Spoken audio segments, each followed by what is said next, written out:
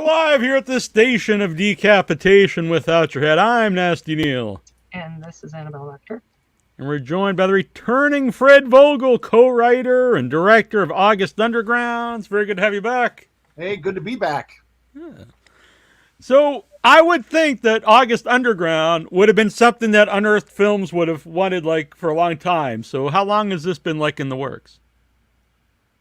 20 years. It's funny because ToeTag and Unearthed started around the same time back in 2002. So I've had a relationship with those guys for a very long time. It just was, ToeTag was all about releasing our movies. The only way you were able to get our films was through ToeTag. And, over the past few years, it's just been getting harder and harder to do the distribution the way that we used to do it. Especially with Jeremy being over in Los Angeles and Shelby and I being here in Pittsburgh, it was just a little difficult. So we thought Unearthed would be the perfect home for the August Underground films. Yeah. Is it all three on the Blu-ray?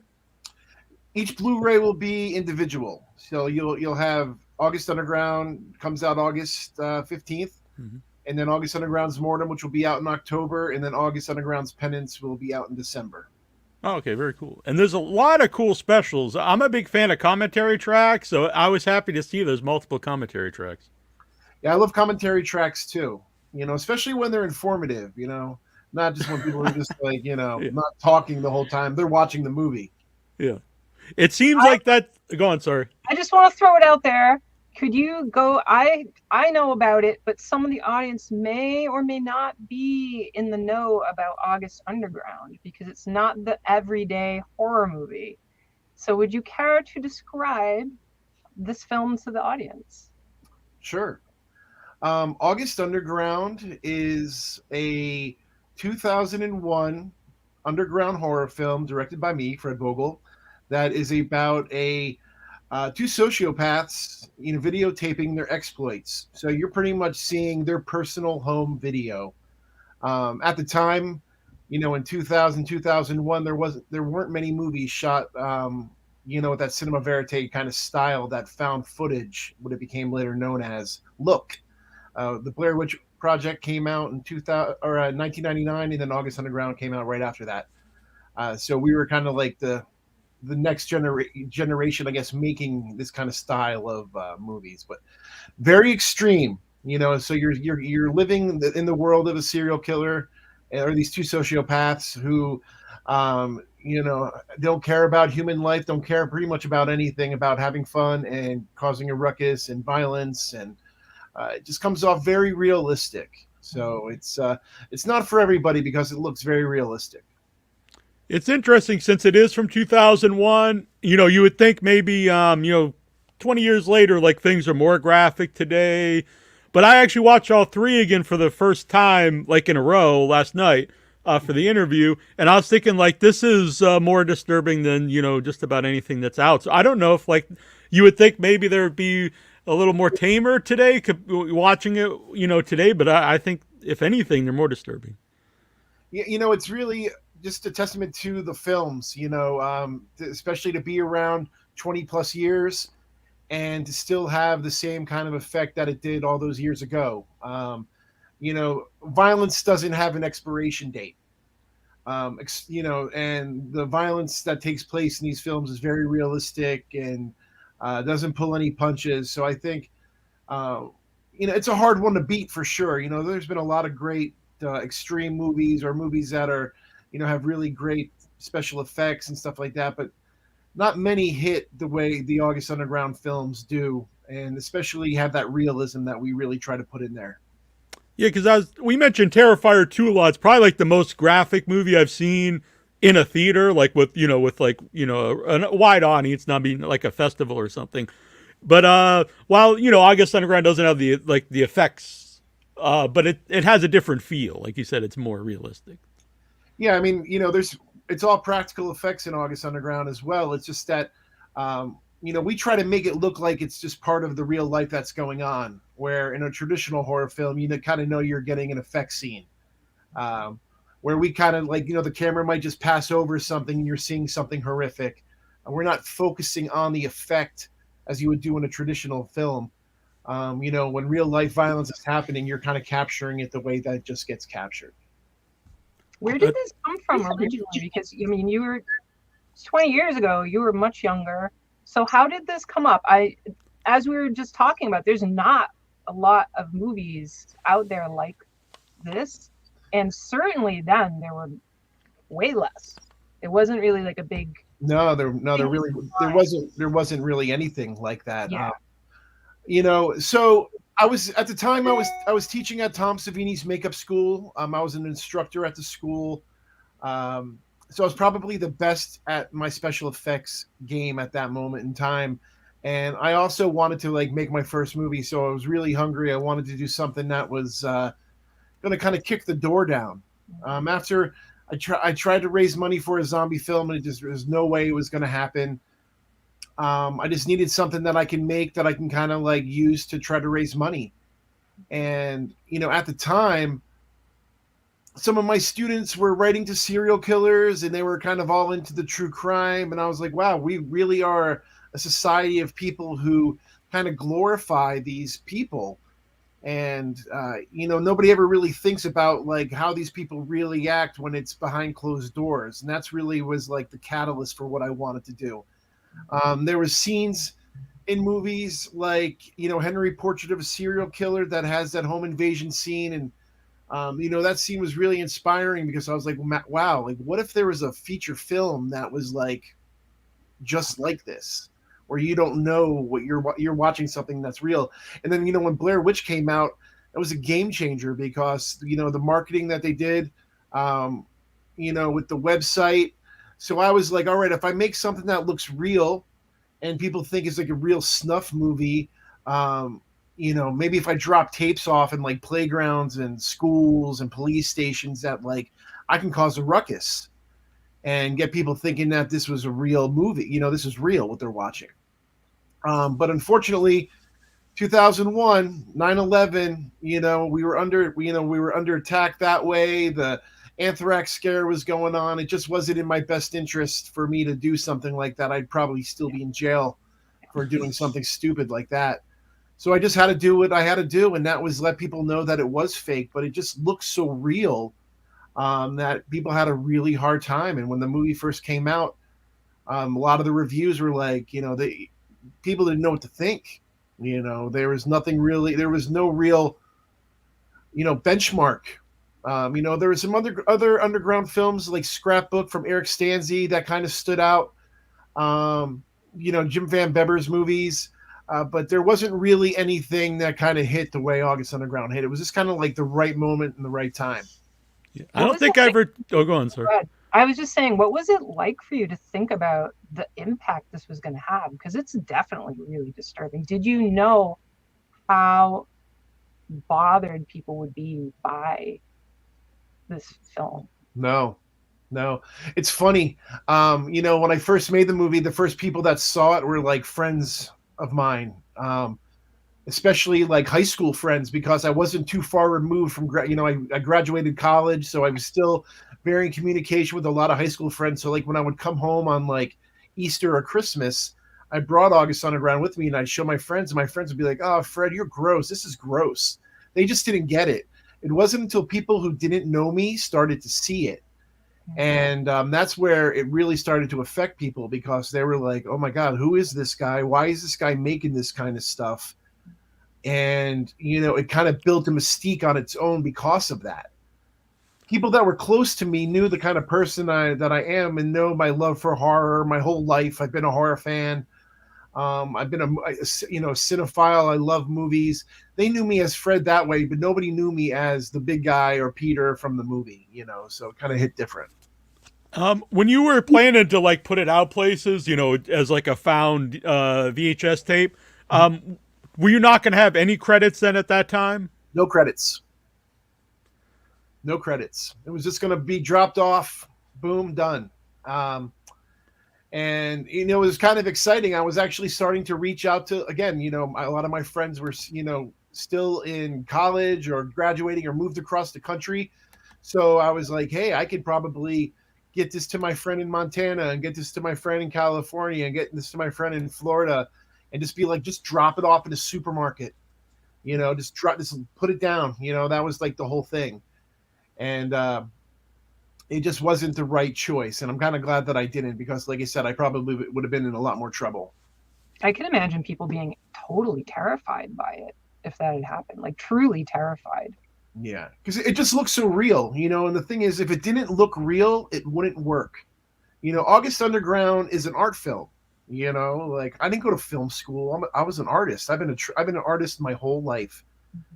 And what I love about art took me to love special effects, because I was just so fascinated by makeup effects as a kid, and Tom Savini and Rick Baker and all my idols. I just wanted to like make monsters and spill fake blood, and it was I knew, like, with my first movie, I wanted to make something that was kind of shocking. And but again, you don't know. Nobody knows if anything is going to be a success. I shot August Underground on the weekends. I lost my my partner in crime, who was the cameraman in the movie. He left the project because he couldn't handle the way people were reacting, the reaction to the film. Yeah. And that was really hard, because I worked so hard on this, and then I lost my job at the Savini School because of it. Wow. So I mean, it was it was like this snowball effect of like, okay, I made my first movie, I'm totally stoked about it, and then all of a sudden, like, the shit sandwich came, and it's like, all right, well, my partner's leaving. Okay, what do I do now? Every person I sent it out for distribution was like, I'm not touching this with a 10-foot pole. Like, Yeah. This is way too hardcore. Yeah. Okay, well, what do I do now? I lost my job. I'm sleeping on my buddy's couch. I'm like, that's crazy. getting ready to move back to New Jersey and like become a special effects artist out in California. Like, I was ready to change my whole life.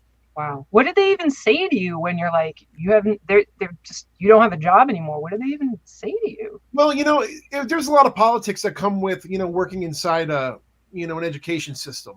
And, August Underground has cut off nipples with shit being smeared in it. I mean, it has a lot of stuff that's kind of like, it's not Friday the 13th.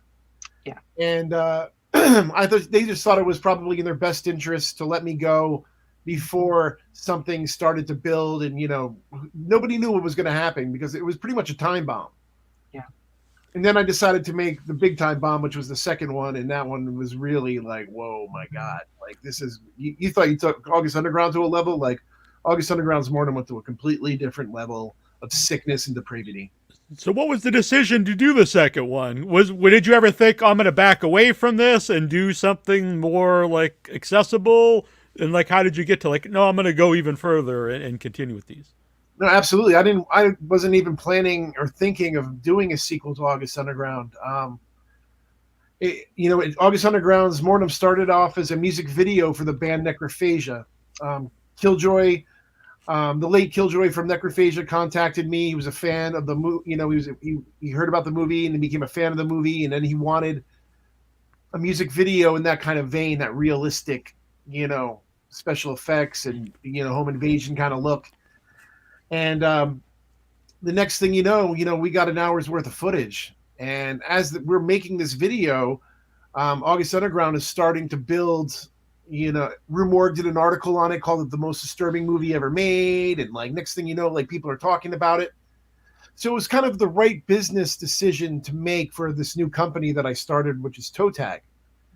And, I just kind of said, okay, well, let's, we're going to go with it. And August Underground's Mortem became the sequel to, the original. Watching them in order, like, together, I know, the first one's actually like a quiet film. There's not really a score. There's one scene, at like the mosh pit. Yeah. But the second movie is very, very loud throughout the whole movie. Yeah. And I guess, was that like on purpose, just to make it different from the first film? Yeah, well, the second one, had more hands in the pot. I wasn't the sole director on the second one. We had, Jeremy Cruz, who was head of the special effects, was, creating these really great makeup effects. And we had Michael Schneider, who played Maggot, who was coming up with some really creative scenes. And Christy Wiles was creating some really crazy scenes. There was just a lot of stuff into it. And, anytime you have more than one person you're following, it gets louder. There's more people talking over each other. It's just more. Um and I think this, the way that people portrayed their characters, it's a lot of screaming, a lot of giggling, a lot of laugh, all that kind of stuff kind of adds to the madness of that movie. Yeah, definitely. When I said louder, I didn't just mean like noise, but yeah, there's just so much noise throughout the whole thing, and I don't even know if that makes it more disturbing or less, but it's just very different. Yeah, it's well, more jarring. It's for sure. It's like it's an attack on your senses. It really is. It's just like visually, it's attacking you. The sound is attacking you, and I kind of wanted to tone that down and bring it more darker when I made the third one. So it was kind of like the mountain, like going up this mountain. And the third one is better video quality, which I think is good because it I think sometimes when people do the found footage, like they really focus on it looking shoddy and stuff, and sometimes that's unrealistic because like no one would be that bad with a camera or have like such a poor quality of a camera. No, for sure. As time goes on. Well, now everybody has it's a click of a button. It's a filter they put on. For August Underground, it was literally taking the master tape and recording it over and over and over and over and over onto old beat up VHS tapes to give it that look because we didn't have the programs. Mm-hmm. August Underground's Mortem, the technology change. I mean, like we would, record to the TV screen to make it look a little greener. You know what I mean? Like, and then blow it up so that's the footage that you see. Michael Schneider was very creative when it came to a lot of that look too for August Underground's Mortem. But by the time August Underground's Penance came out, my idea was these people stole somebody's video camera from their house, and like literally when we made the movie, I went to Best Buy, I bought 2 cameras. One was for behind the scenes footage and one was going to be used for the movie, and literally popped the tape in it and hit record. And that's the way it is. No white balance, no anything. It was literally just put a tape in there and let it go because that's what they would do. Now that you revisited the movies and they're coming out on Blu-ray, have you ever thought of doing a fourth one in modern day? With like maybe they're using phones, cell phone, to record or. Not really. I've been, I've had so many opportunities to make a fourth one. I've had like private investors contact me to like make them something because they, there's nothing like them. So, people, they want that fourth one, but the movie is, it has a really great arc to it. It's the rise and the fall of the character, my character. Mm-hmm. And, and just over that period of time, you see all these crazy exploits that he gets involved in with the people and the girlfriend and mental illness and everything. I mean, it's really, it's the perfect underground horror trilogy, and it has its place, and it's hard to beat for sure. Did you ever make amends at all with your partner at the time? Like, no. Have you talked to him? Never. Wow. I have not spoke to him in over 20 years. Oh, wow. Yeah. So he didn't just say, No. I can't do this anymore. I'm sorry. It was, wow. No, it was different. He had a family. Yeah. I think he felt like he had a lot more to lose. Yeah. I love this guy. I mean, like we worked at a video store together. It was kind of like that, the typical story. 2 guys meet at a video store. Let's make a movie. And we made a movie. And, when we, on from like the 10-year anniversary of August Underground, I reached out and tried to find him. And he just doesn't want anything to do with it. And I respect that. And just like right now with August Underground's Mortem, like, Krusty doesn't want, to be part of, this world anymore either. And, I do everything I can to respect her wishes and, not, promote her or anything like that. This is just a piece of their history from back then, and people change. We all grow up. Sure. I'm not that kid who made those movies. I was 25 years old, 47 years old. I've made 8 feature films, so, again, we changed. We were punk rock. We were punk kids. We were hungry. We had an attitude. We were full of piss and vinegar. That's what you need to make these kind of movies. It's the same, cocktail that, was Toby Hooper and his pals making the Texas Chainsaw Massacre. It was the same cocktail as George Romero making his group with Image 10 for Night of the Living Dead. Young and hungry. That's when really great fucked up art comes out, is when you're back to the wall, you don't have any money, and you have to be creative. And I'm glad that I made these movies. They're a big shadow, though, I'll tell you that. People don't even realize that I still make stuff. They're just like August Underground. Yeah. It's, well, have you seen my new one? It's I want to. It's pretty good. I want to. I'm like, I love it. Yeah, and not just because you're here. I talk about it. I think it's a great movie. Yeah. I couldn't even find it on the internet, so I don't know. Well, the only way you can only get it through me. You know what I mean? You can only get it through me, and through the website. And that's like it's my way of staying in touch with my fans. Yeah. Because that's all I know. Like I had to build my fan base by communicating, and being open and being present to the people who want my art. And I think that's a cool thing for a cinephile and somebody who appreciates movies and stuff like that, to be able to be like, wow, I got this from the artist. I think it's really cool. Now, you talked about some people don't even know, like, you're making new, and Final Interview is the movie you're talking about, which I saw at Buffalo Dreams Fantastic Film Festival, and you were there, and I thought it was great. It was my favorite movie at that festival. And so getting that out there, do you think being associated with August Underground did hurt getting Final Interview out, just because some people who might have, if they saw it, would really like it, but they think of you as the August Underground guy, so they might not give it a shot? That's absolutely true. I was actually getting ready to make a bigger picture before the Final Interview, and August Underground was the problem child. You know what I mean? The money people were like, hey man, like when we look up this guy Fred, like this is what it talks about. It talks about this movie. It talks about him being arrested in Canada. It talks about it being banned. It talks about it, so I was more of a liability because I haven't made anything so big. Yeah. And with the Final Interview, it was kind of my way of being like, well, I can make anything I want. So like, I'm going to show you that the guy that made August Underground can have, movie stars in his film and have a SAG picture and, make something on an independent level that, is steps above, a lot of projects out there. I think it's really interesting. It comes up socially as well, the idea of, can people evolve? And, would you still make those movies you made then now? Probably not. That's the funny thing is, August Underground was made for $1,500. Yeah. And I can't even imagine making anything for $1,500.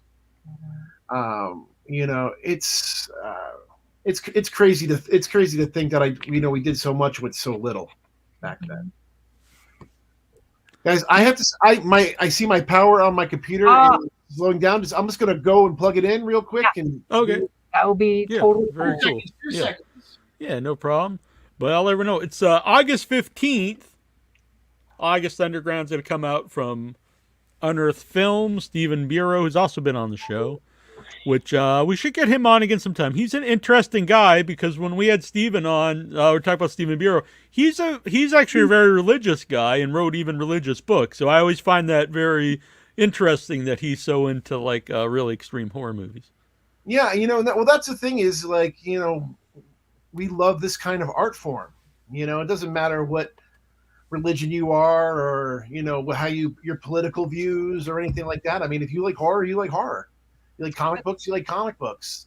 Oh shoot, why can't I remember? Devani Pin. Devani Pin, yes, she came on and she's made some pretty intense stuff, and she mentioned that she's very Christian. She has a strong Christian faith, and feels that her movies, her style is about kind of like the purging of darkness. Really, it's like that is a way to manage those kinds of human thoughts and feelings artistically.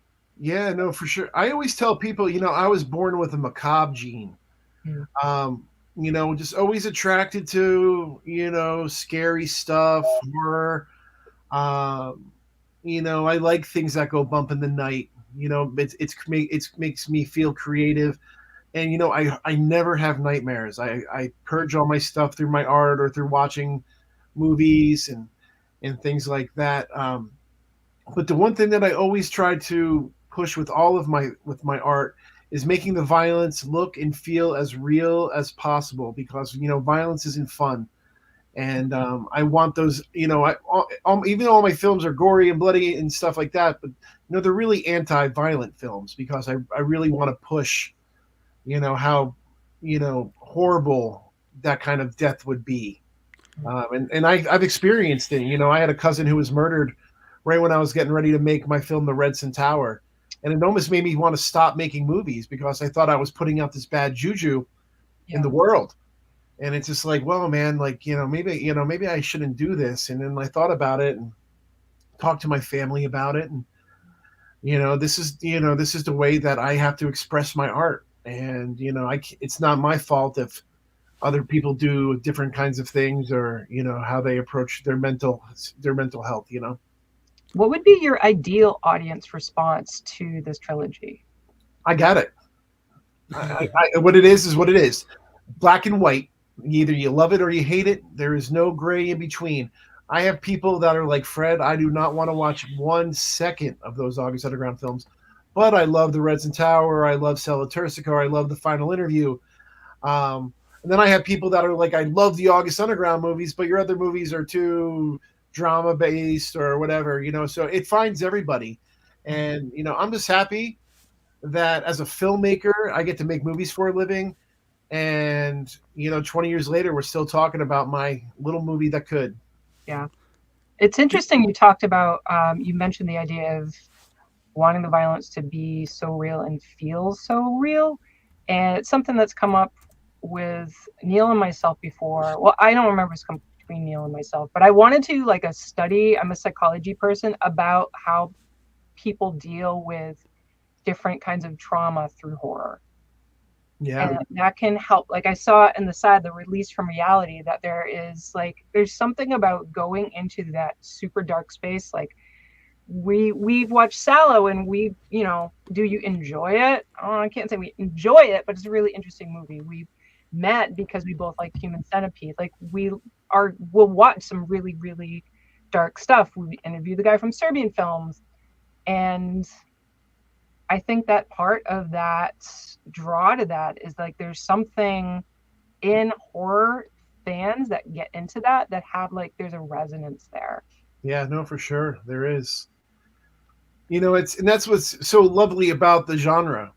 Horror is such a big, big genre. Everything from comedic horror to, drama-based horror to monsters and body horror. And I mean, you can go on and on. There's so many pieces to the genre.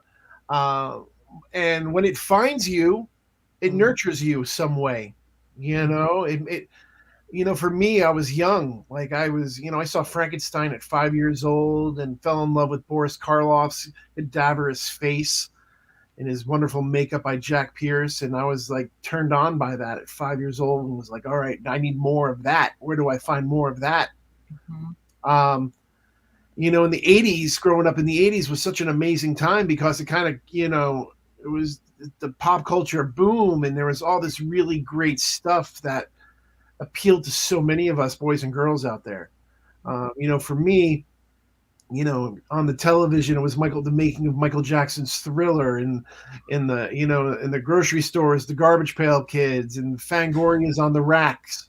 It was the cover of Megadeth's first album. I mean, like there was all kinds of great stuff that was just like this Ozzy Osbourne, Bark at the Moon. I mean, there was all this really great imagery that was just a little darker that, drew a lot of us to it. And, you meet some of these wonderful people in the genre, the fans, it's all because, it stems all the way back from then, from when you're a little kid and you saw these images and just something just clicked.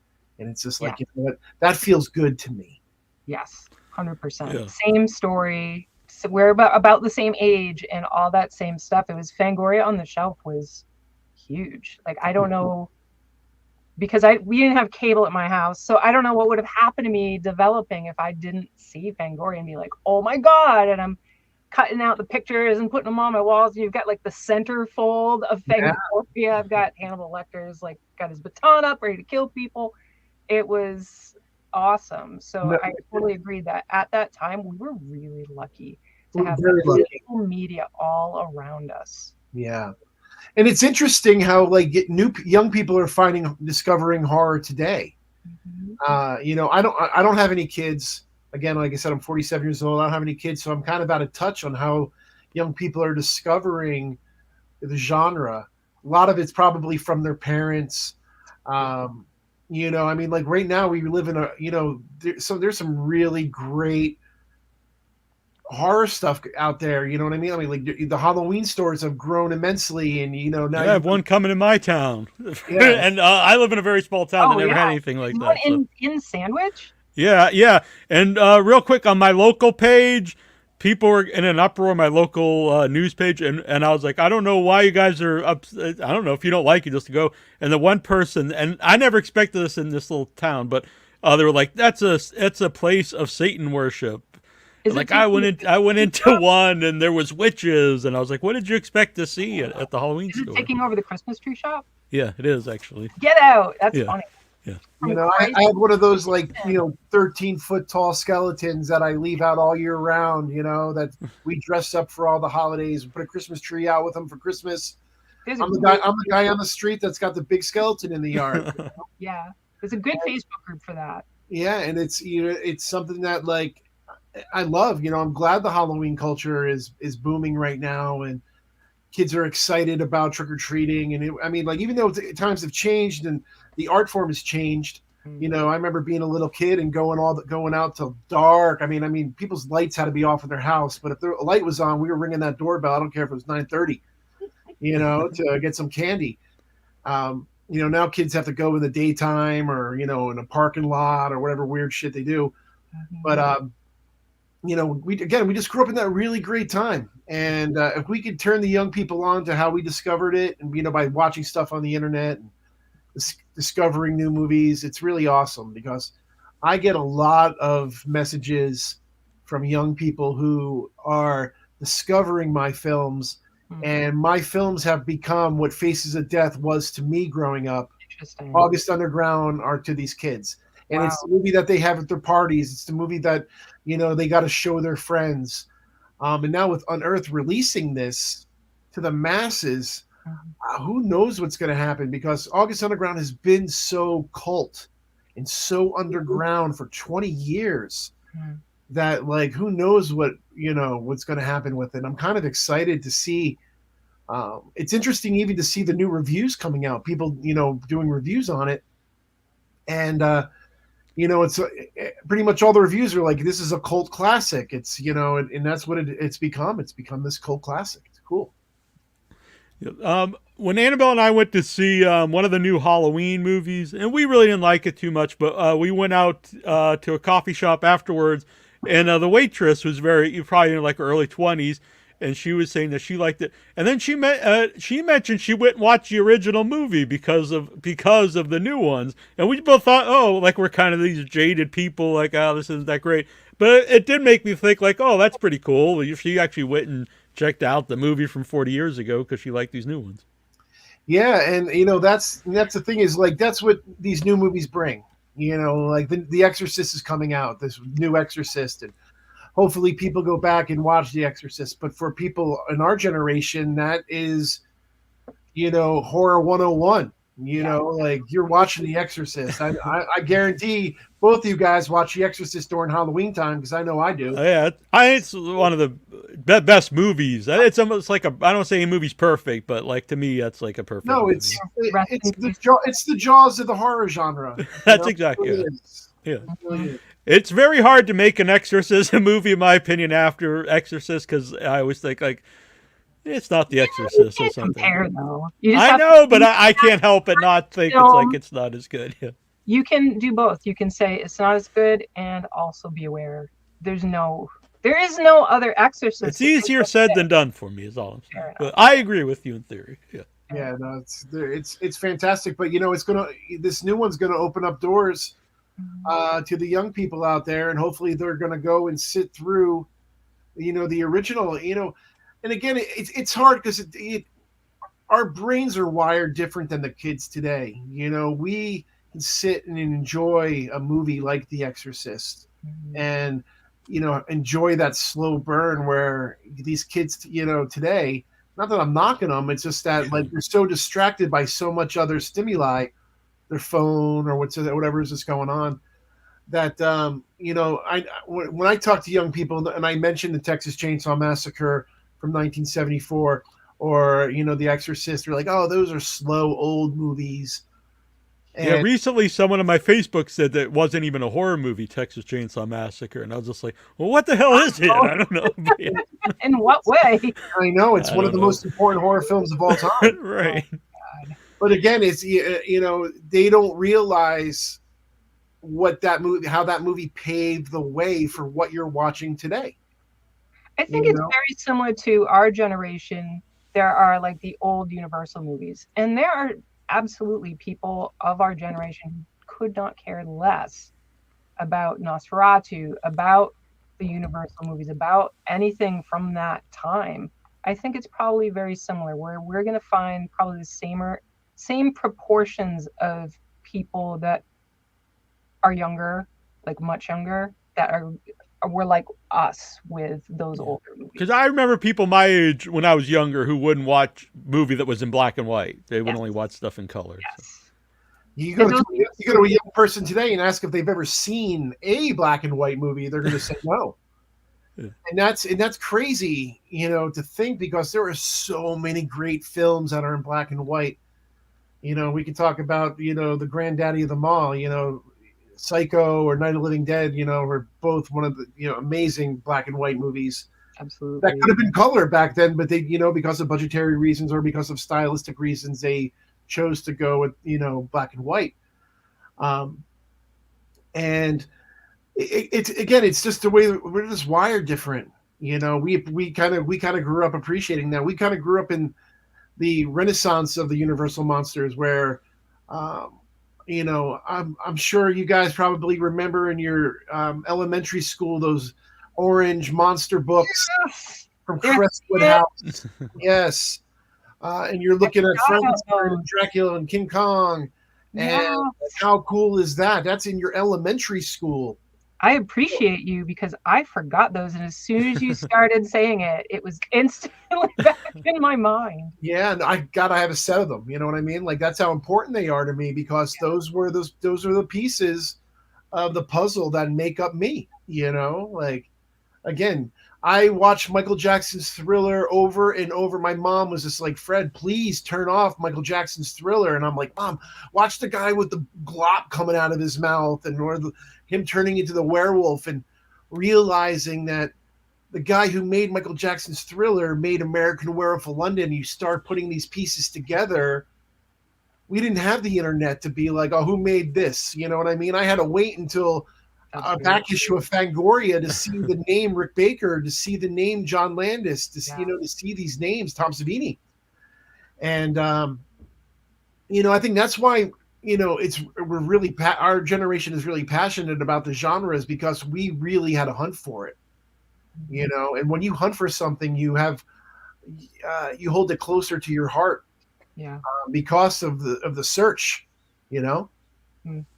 Very and you'd have to either go rent the movie or wait for it to come on TV. You couldn't just go watch anything at any time like you can. No. Pepe off the side mentioned they're spoiled because of streaming, and it is Pepe Poteet loss that.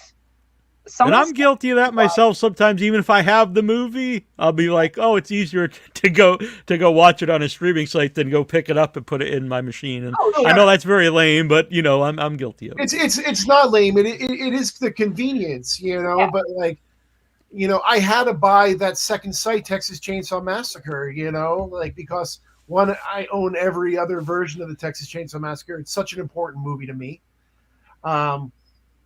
That was my first horror movie that had that. This is really fucked up feeling. That has a very realistic feel, like you're watching something you're not supposed to, and has kind of a dirty feel to it. Yeah, and I'd seen like Exorcist. I was very young, and I'd seen Exorcist and like a whole bunch of other really intense horror movies. But that one, we rented it. It was me and my friends, and I was just like, it was surreal. It made my world feel surreal as I was watching it. No, for sure. It's because, the whole third act of the movie is a girl screaming. Yeah. And it's just, it bombards your senses. And then, like, who's this guy with the chainsaw? And you never seen a face like that, the mask, and, the way. I mean, it's such a great character. Ed Neal's character of the hitchhiker is just so. And as I got older, I think the cook is overlooked as like a great character. It's really the family dynamic, which I think a lot of the newer ones kind of miss, where they just fixate on Leatherface. Where you really need all three, because they're like levels too. Because the cook he can go in the real world and kind of hide and blend in. The hitchhiker, he could go there, but clearly there's something wrong with the guy. But Leatherface, they have to keep him hidden. He can't even appear to anybody. I have to give credit to Grandpa, because I think without him to tie that, they'd kill each other. Sure. Gunnar Hansen was one of the first people to see August Underground at a convention. Interesting. Really? We did a convention here in Pittsburgh. It was like ToeTag's first convention, and not many people came. I think there was a sports event, and you can't have a horror convention and a sports event in Pittsburgh at the same time. Like, people go for the sports. But so I had all weekend to hang out with Gunnar Hansen and meet him. And I'm like, hey, my movie's playing, on Friday night if you want to come and watch it. And he sat through the whole thing. And I just remember being like, oh my God, I can't believe he's watching the movie. And when he was like, this is your Texas Chainsaw Massacre. He's like, I've never seen anything so raw. That's awesome. Yeah. And, we became friends ever since, and we worked on movies together. And, he is sorely missed. I mean, he was an icon for sure. And, the Leatherface character was an inspiration of my character in the August Underground films, where, my character uses the hammer, and he's the big guy. He wears the apron. You know what I mean? All those little things are done my way, but they're all paying homage to, Gunnar and Toby in that wonderful movie they made in Texas in 1973. Let's see here. Todd says, I don't have streaming and never will. Unless Blu-rays and cable shut down, content on streaming is never guaranteed to always be there, but made this well. Yes. And a big seller for me is like the special editions with all the cool stuff, like the commentary. No, sorry to talk over you. No. But that's why we get it. We want that extra stuff. I love, and I try to, ToeTag and myself, I've always tried to make really great editions of the films. We did a 5-disc for the Redson Tower. The final interview comes in. It's a 3-disc set with cards and autographs, and it's awesome because I'm a fan, and that's what I want. This is how I'd want it, and that's the way that I'm going to give it to you. So I'm so glad Unearthed really pushed me to let's get some new features out there. Let's give them some old features. Let's give everybody their fill for these August Underground films, because again, they're so limited. And how I would do it would be like, okay, we're going to press 1,000. Like, we made a series called the Snuff Edition of each one of the movies, and there was only 1,000 of those made, and they're autographed, and they had different features than the original releases do. But again, there's only 1,000 of them, so people are, that's why my movies are so expensive. If you go on eBay, you good luck finding something for $25, because you're not. It's going to be 100 and plus. Wow. Yeah. And so, I don't know if I've ever mentioned these two, but I actually bought August Underground early. I got online in 2000, I think. So it was a few years in, but I bought it on eBay when I was online, and I started reading about this crazy movie, and I was like, I have to find that, and I went and bought it. I might have bought it from you, I'm not sure, but I bought it on VHS on eBay. Yeah, nice. I actually just had to buy a copy back on VHS myself, because I didn't have one. I had, I'm trying to doing these releases has made me feel nostalgic, and it's like, wait a minute, I sold all the ones that I had at the time, you know, and then like life happens and you forget. And next thing you know, 5 years go by, 20 years goes by, and it's like, shit, I don't have any of this stuff. And I've been so thankful that a lot of fans have been like, here, Fred, if you don't have this, like, I'll send you one, or, you know, even if I have to buy it back to help somebody out. You know, my movies have paid rents for people and car payments and shit like that, because when people are struggling, you know, August Underground and some of my movies have held that monetary value, and you know, people are able to eat for another week because of having to sell it. I know it sucks selling it, but now you'll be able to get it again through Unearthed, and that's pretty cool. Yeah. Wow. There's a lot of great comments on the side. Yeah, and Trilogy, by the way, I guess, speaking of this, will Mortem's Unearthed release have the Maggot Cut? No. And what is the story behind the Maggot Cut? So the story behind the Maggot Cut is when we were making August Underground's Mortem, Michael Schneider was doing a large part of the editing for the film. He plays the Maggot character. And myself and Killjoy went away to Europe to shoot a documentary and to do a tour for Necrophagia in 2003.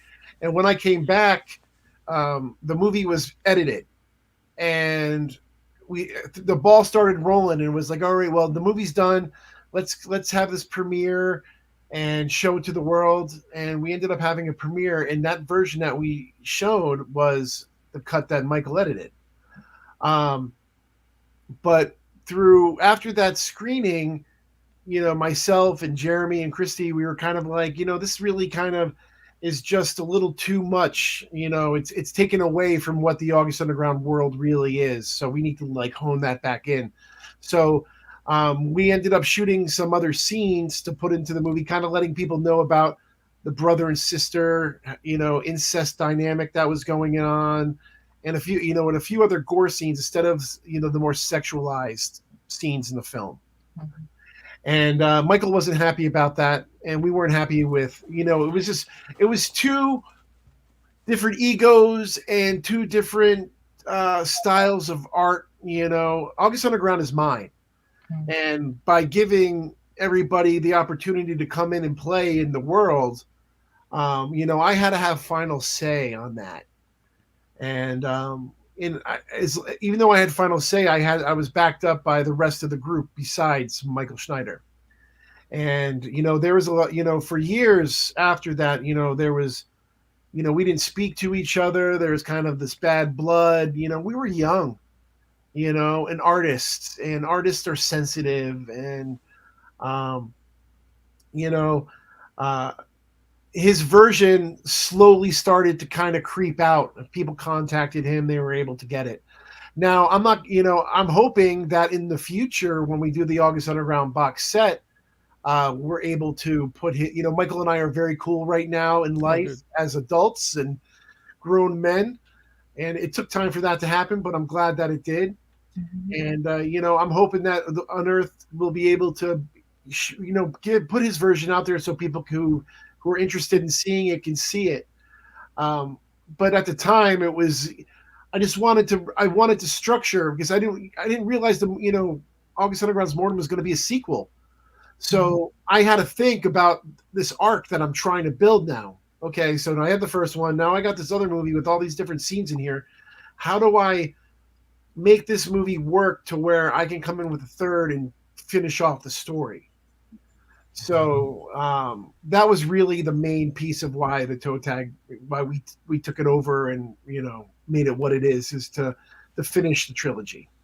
How did that experience for Mortem affect you working with people in the future? Because you talked a couple times about, you know, there's a lot of people that having different input. Did it make you like this is my thing and I can't have to? You obviously got to work with people, but maybe not give so many people like creative freedom on it. Sure. Or did it make you like, oh, I've got to learn to work easier with people? Or, you know, it was pretty much like an unspoken rule. Like myself and Jeremy Cruz, who, you know, are the two owners of and my wife Shelby now, but like at the time it was, Jeremy and I were pretty much like the main two guys.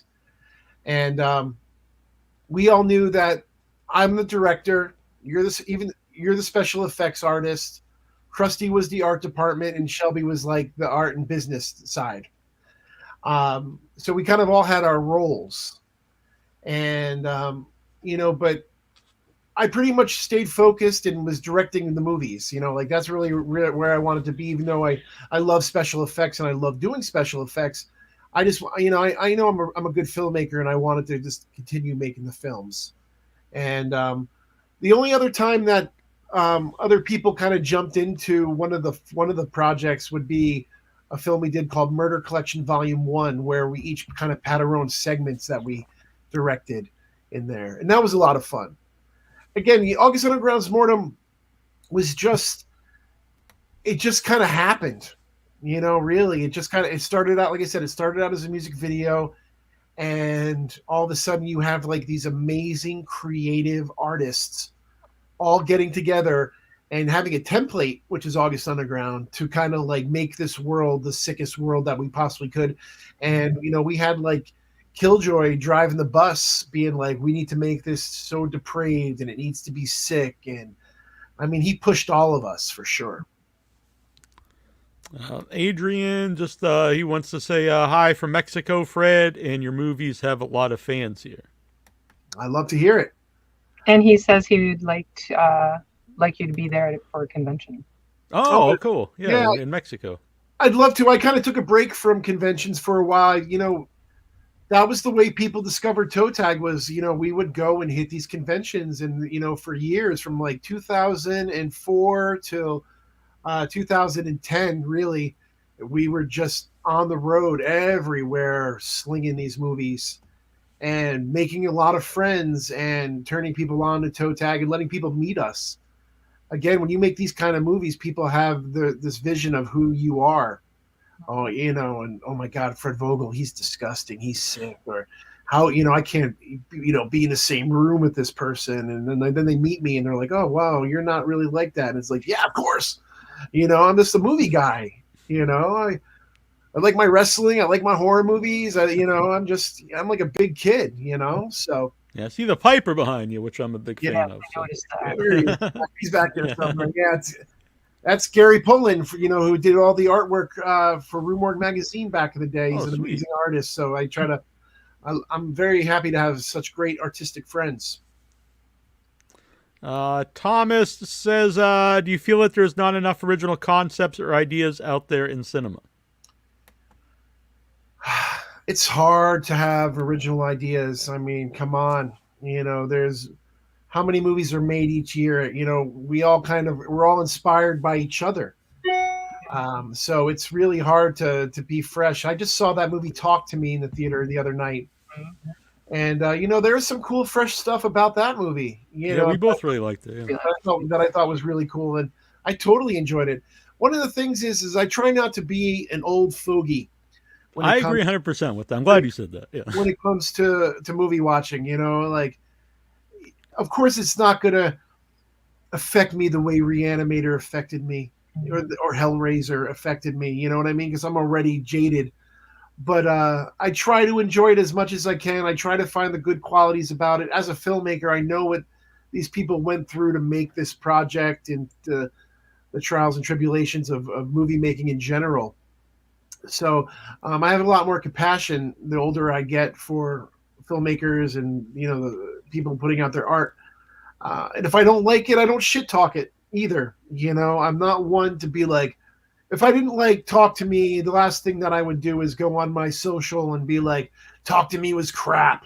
Don't see it. That's 90 minutes of my life I'll never get back. I always hate that. It's like, what else were you going to do with 90 minutes? I mean, I don't do that. I don't let people, if we're talking behind the scenes personally and I give you my opinion on something, that's one thing. But like to start little fires by throwing matches into a wooded area, that's the last thing that I want to do, is because people nowadays are just so offended and drama ensues. And, at the stage of the game, I don't want any drama in my life. I try to be as peaceful and happy as possible, and I'm happy that I can go to the movie theater and watch a movie, like talk to me and enjoy it. Yeah, we're gonna go see Last Voyage of Demeter Sunday, but I think there's actually a lot of good stuff out there. There's a lot of bad stuff too, but there's a lot of good stuff, I think. Oh, for sure. But there's always been a lot of bad stuff, though. Yeah, always. When you start going to Tubi, you find out just how much bad stuff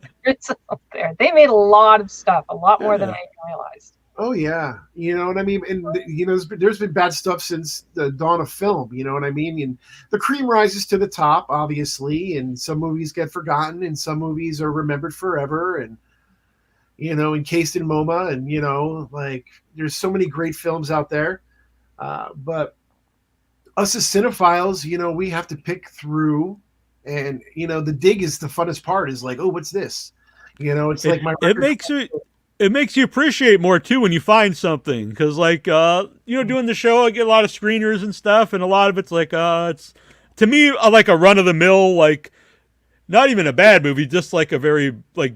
It's the same thing that I've seen a million times, and no one's really doesn't see me passion. That's like the worst kind of movie to me. But then when something comes along and you're like, oh wow, this is like either look like they had fun making it or it stands out in some way, then it's fun to go out and tell everybody about it. Oh yeah, absolutely. That's the best part. Yeah, but no, I think there's a lot of good stuff out there, and so I don't want to attack Thomas for asking that. He also mentioned that his 15-year-old autistic son read The Exorcist after watching the movie. He loves horror and just movies, period. Nice. I have a first edition of The Exorcist. Oh, wow. Yeah. Many things in my collection. I've been collecting horror and memorabilia and crap my whole life. And having a first edition of The Exorcist is definitely something very cool on the shelf. Yeah. That's amazing. I have to admit, I read it for the first time recently. I listened to the audiobook, and I don't even know how to say this, but I think it's the best movie and book. Where there's some like movies I think are great, but the movie doesn't hold up, or vice versa. That doesn't happen too often, but vice versa. But for that one, both of them are like as good as you can get. Yeah, well, because William Friedkin really loved the book. He loved the book, and he really wanted to do bloody justice, so I'm glad he was the right guy to make that movie. He was the right filmmaker at the right time to make that movie, for sure. And I don't know if you saw that documentary. It's basically like a long interview with him. It was on Shudder. It's so good. Yeah. Leap of Faith, I think it's called. Yeah, it's great. So anyone who hasn't seen it, I really recommend it. And you could see how much it meant to him, how to make sure it was good. Like make sure they had the opening that takes place in the Middle East and all that stuff where they didn't want to have that. I think I saw a different one. Doesn't he go and follow an actual exorcist somewhere out in some foreign land? Are you talking about the prequel? No, I think didn't he actually make some kind of documentary where he goes and checks out some actual exorcist? I'm not sure. He probably did. You know what I mean? Like The Exorcist is, ingrained in the genre. So, it's been talked about and discussed and for years and years and years, and brought back in the theater with the version you've never seen, and all these. It just has so much life to it. You know what I mean? So it very well could be. Jamie Hill's in the chat here. She's from Skinamarink, and I think this was in reference to something earlier about horror movies today or something. Anyway, she said, haha, I heard that comment too often, because I know Skinamarink is a film where some people do not like it, and some people really like it. I haven't had a chance to see that one. But it's definitely a movie that got people talking. Yeah. It's definitely an experimental movie. So, like, I think there are some movies, but like with your own movie, that says a lot about the film when it's divisive. Yeah. Honestly. Because, August Underground is, it's an art film, really. It's an art film, and it's an exploitation film. It's a horror film. It's a low budget film, but it's not a B movie. You know what I mean? Like, that's like, that's the one thing when people be like, oh, you make B movies. And I'm like, I don't make B movies. I just make underground horror films. They might not have all the the bells and whistles or the giant budgets or anything like that, but it's certainly not poking fun at itself, which I think a lot of B movies do, is they know that they have to poke fun at themselves because of budgetary reasons or acting or any kind of obstacles that get in their way. I've always made sure that with my films that I take it very seriously. I put everything that I have in it. I know my gore effects are going to be top notch. I'm hoping the story is going to be different. I'm hoping the acting is going to be the best that it can for what I have. And, I strive to do that. I always try to make the best movie that I possibly can. And I take it very, very seriously. Are you ever going to do that zombie movie that you talked about, before you made August Underground? No, you know what? It's funny. I'm really good friends with Tom Savini. And, we were talking about zombie movies. And I told him that, I would never make a zombie movie because I believe The Walking Dead has kind of done everything. The makeups are fantastic. There's a lot of love behind that with Greg Nicotero, who, he's a Savini kid and grew up with Romero and Tom. And, he took all that love that he had for the zombie genre and made, the best show that he could with it. And you'd have to really think about how you can elevate that story, but I like slow zombies. I like the Romero zombie. I don't want to I'm not trying to reinvent the wheel. Like I like Fulci. Like I like slow moving dead things. Yeah. And I just don't think that works for a lot of the younger viewers today, Yeah, and like you said, you'd have to make something completely different, which there has been some stuff that I think stands out lately that's completely different, but it is like just reinventing the zombie as opposed to telling a slow zombie story again. Yeah. So, are you working on anything currently? So last year, I was working on a TV show called The Mayor of Kingstown with Jeremy Renner, and I fell off a ladder and broke my leg in 3 places. Oh, wow. I'm sorry. Wow. So I am still recovering from this accident that I had. I actually just had my last surgery in June to have my meniscus and some of the crap in my knee taken out. And now there's the writer's strike. So like my day job is I am in the IATSE union working on all the big studio pictures that come to Pittsburgh. So, like I said, I was just doing The Mayor of Kingstown. I did A Man Called Otto with Tom Hanks. I did a bunch of Netflix projects. Yeah. Thank you. So I'm very lucky to be working in my field when I'm not making my movies, which is very hard. It's very hard to be an underground independent filmmaker, especially where I'm at right now. Neil, you saw the final interview. Like my expectations of where I was trying to push that movie to be a period piece, to have the movie stars in it, to look like you're watching $1 million movie that was made for nothing and shot in 9 days. So I'm at the point now where it's like, okay, the project that I'm working on right now with the script that I was actually working on today is my Frankenstein project, which I hope to make. But I just need to make sure my script is great and try to raise that money. I can't afford to put my own money in towards making movies anymore. It's too, it was okay when I was putting, $5,000 in. But when you start getting into like $50,000, $75,000, $100,000, that's just a lot of money. And now with the world being the way it is, it's just, I'd rather eat and keep a roof over my head, so it's tough. Hopefully I get financing from other avenues for the next one. The Frankenstein movie, would that be a modern day take, or would it be like, No. I guess. No, it takes my story as of right now takes place in the early 70s. Oh, cool. Because you can't steal bodies from a morgue today. There's too many cameras. I've tried, but yeah. There's too much technology that would affect a lot of things that makes the Frankenstein story so great. Yeah. I don't want to have those obstacles to try to think about, like the cell phone and cameras and security, and stuff like that, or you're taking a body and the cops would get you in, you know, that day, where back then you can kill somebody and you can kind of like, you know, nobody knows about it for a while. Yeah. So, I recommend to watch The Angry Black Girl and Her Monster, which is a modern Frankenstein movie. And the way it's crafted makes sense as to why this person isn't caught. It is really unique. It was super cool movie. yeah, Definitely recommend. awesome. Yeah, you know, and I just love Frankenstein tales. You know, Frankenstein is my favorite movie of all time. So It was so unique. It was great. Yeah.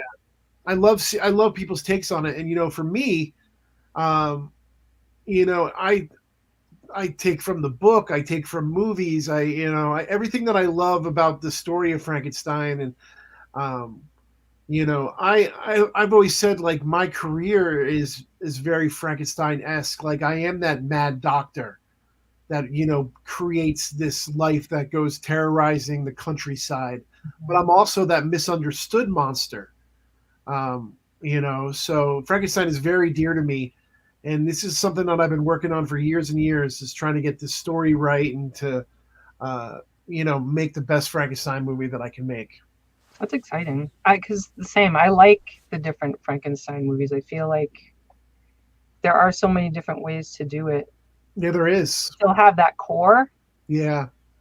Mine's a story about loss and love and fathers and sons, and you know, there's just so much. There's so much to it. You know, it's not just a guy that like picks up dead bodies and reanimates this. It's, you know, it's a lot about loss, and you know, I really want to hit home with that. I want people to be emotional when they watch it. I want people to be affected by what they see, you know, from it. And it is going to be a slow burn, and it's not going to be all flashy. It's going to feel like you're watching something from 1972, you know? Well, like I said, I really liked Final Interview a lot. I thought that was one of the best movies that year I saw. And when you mentioned, you know, you made a movie that looks like it's in the 80s, and we've seen a lot of 80s nostalgia the last like several years, and a lot of it is like very, like, here's a Rubik's Cube and here's, you know, all this stuff. But your movie, it looked like a movie from the 80s. It looked like, you know, or a TV show from the 80s. Yes. Where you weren't just showing like stuff No, that, no, you know, Easter eggs. Yeah. You know, it's funny because, like, when people think of the 80s, because, you know, right now the 80s are 40 years ago. And when people think of the 80s, they think of neon shirts and big hair and, you know, that typical 80s Goldberg's TV show kind of look of what the 80s was. But, you know, the 70s weren't that far behind. And, you know, your homes were, you know, the color palettes of homes looked different. Clothing was different. There's only certain young people were wearing, you know, the hypercolored shirts and, you know, that the jelly earrings and all that kind of stuff, where with the Final Interview, I wanted to make it like, this is real time. You're really in 1983. And, you know, haircuts weren't like what's the word that I'm thinking of? It's not everyone had a mullet, but yeah, it's just a cliche. You know what I mean? Yeah, it's just so cliche of like when you think of like with the 80s, and like when it came to the soundtrack to the Final Interview, Paul Joyce, who did the music, I told him, I'm like, hey man, I'm making an 80s movie. This is the story, and the first tracks that he sent me were synth, and I was like, no. That's what, you know, that's that cliche 80s. And so it's got to be that synthy kind of soundtrack. And when you watch movies from 1980 to 1983, where my movie takes place, those are big scores. That's there, you know, there's scores in there. And that's what I wanted to have. And he completely changed everything. And I'm so happy with the music. I think the music in the Final Interview is so great. That's why the soundtrack comes with the special edition. And again, I don't want to make a joke. You know, the movie is not a joke. Like, I don't want it to look like, you know, pink bubblegum. You know what I mean? I want it to be brown. That's what the 80s looked like. The 80s were brown and smoky. Brown and wood paneling. Yeah. Like, I know it's earlier. I think it's a 70s movie, but I was just like a Taxi Driver. Like, I couldn't imagine that with like a different score to it, like a synth score. It wouldn't have the same feel. No, no, no. And and like the final interview has like that taxi, and and the opening That's has what it kind of made me think. Yeah. really great saxophone piece over that. Again, I wanted to transport you into that time. I never tell you what year it is, but when you watch it, you need this is in the 80s. Like when I went into the color correction for it out in Los Angeles, I like sat down with my colorist and I was like, all right, here's Footloose, or not Footloose. Here's Flashdance. This all movies that were shot in Pittsburgh. Gung Ho, all these, all the right moves, all these movies that were like early '80s, shot in Pittsburgh on 35 millimeter. I'm like, this is what I want my movie to look like. Mm. I didn't want it. I wanted to have a feel of that time period, and that's like with my Frankenstein movie. It's going to be the same way. Like you're going to feel like you're watching a movie from that time. And it makes it exciting. I think I want to give you a time capsule. I think the great period pieces feel so right. Like when they're done right, man, they're gorgeous. The production design, the set design, the art, everything has to be right. I have many Frankenstein things all around here, so I'm a huge fan of Frankenstein. So I'm very excited about this. Jamie Hill. Go on, sorry. I was just going to say that I think your desire to have people immersed has just been present from the beginning. It's not just about telling the story. It's about making people immersed in the experience. Oh, it's because I'm an artist. Yeah. And art, that's the gift art is. You know what I mean? Like when you're projecting your art onto people, like you're hoping you're provoking an emotion in them to see something. It's my gift. I was put here to create. Ever since I was little, it's always been like, all right, I want to make something to show somebody, and I'm hoping that I get the reaction that I want. And sometimes when I don't get the reaction I want, it makes me work even harder to make something that is going to trigger that reaction. And I want you to talk about my films when they're done, when you're done watching them. I just don't want it to be something that, okay, I watch something and it's back onto my phone or you forget about it. I want people to be like, man, like, what do you think happened here? That's why I never shove too much plot in people's faces. I'm very particular on the way my stories are told. I really shoot for interesting and powerful third acts in all my movies. I want people guessing. The final interview has you guessing the whole movie and kind of leaves you to be, God damn it, I wasn't expecting that. And I'm still so happy that people don't really blow the ending, for it. So you can really enjoy the movie and like kind of be surprised on how it ends. Oh, I don't think we have had you describe that movie itself. We talked about August Underground and what that is. Can you share with the audience about this movie? Yeah, so the final interview is a tale of a newscaster who is interviewing a man on death row on his last day on the planet. And through the course of the movie, you don't really know who is the bad guy, because the interviewer he's seasoned, he's an alcoholic, he's just not a nice person. And then he's talking to somebody who has killed and, has murdered people. And, it's pretty much a cat and mouse game between them. But it's a tale to keep you guessing. And I mixed the mediums. I kind of go with like a cinematic look. And then I go to the videotape feed that you would see on your television. So the movie jumps back and forth. And you also have this really great element to where Oliver Ross, who is the main interviewer, he's got an earbud in his ear and he talks to his producer through the course of the movie, who is played by Diane Franklin from Amityville Horror 2 and Better Off Dead and Bill and Ted's Excellent Adventure. She Plug will be coming on the show soon. So. Yes, she's amazing. I love her so much. She's such a beautiful person. I'm so happy to have her in my movie. But, Granger Hines, who played Oliver Ross, was in the Coen brothers, Buster Scruggs, and I mean he's a brilliant actor. He's been in he was in Steven Spielberg's Lincoln, and Damian Marusak who plays Darius Tidman the Killer. He's been in 4 of my other films: Murder Collection, Maskhead, and Cella Turcica. So he's been with me a while.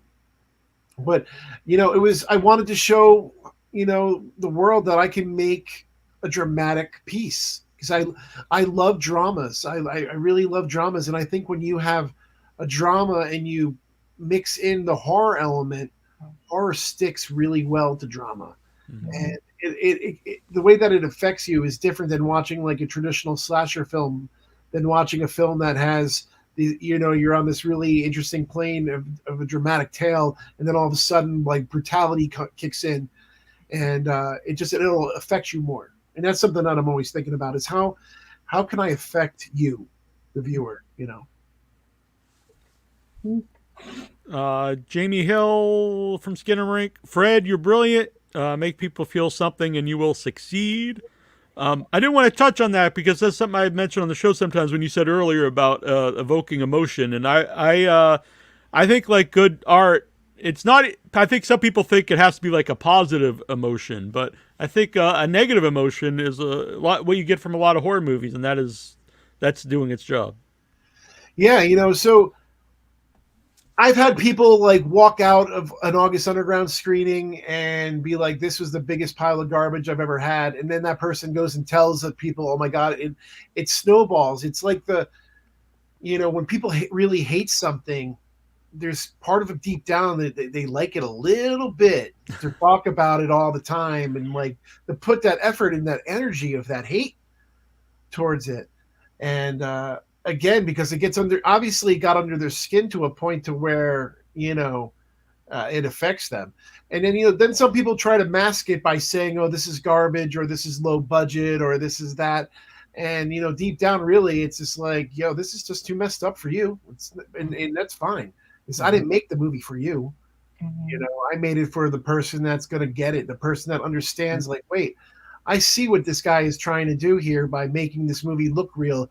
Yes, it doesn't have plot turns and twists and storylines that like the majority of, most mainstream movies have. It's a home video. Home videos don't have a beginning, middle, and end. They have an on and they have an off. And that's what August Underground is. And I have to be creative as the director and the writer and, the star of this movie to kind of like put in those drama beats, those plot points with a sentence of dialogue or a set piece or an interaction. That's and then the choreography of pulling off a scene that is a 20-minute scene with a gore effect in there, and to make it look smooth and flawless, like it's real. So there's a lot of artistry that goes into August Underground, and I'm proud of that. And I think, again, that's one of the reasons why we're still talking about it to this day, is because it's true artistry. When you were making the first one, because I think sometimes what takes me out of a lot of found footage movies is there's a couple things, like first it's like, why would this be found footage? Like they just basically made a found footage movie because it was cheap, I think. Yeah. And then there's also like, why would this be even filmed, or there's a camera somewhere that doesn't even make any sense why they're being filmed. So did you just think of like the rules of like why, we're only going to film what they would actually be filming? Yeah. Again, so, we have to go back in time and think about, what kind of like style that was at that moment in time. In the early 2000s, in the late 90s, early 2000s, there was a lot, it was easy to get a camera. You can go to your local, electronic store, Best Buy or Circuit City or whatever, and pick up a home video camera that you could afford. And then also you had madness on the television, like Jackass, where you have in CKY, and you had kids filming their, like, hey, let's go film each other, smashing a car or rolling a shopping cart down a hill or shooting paintballs at some random people on the street. There was a lot of stuff like that.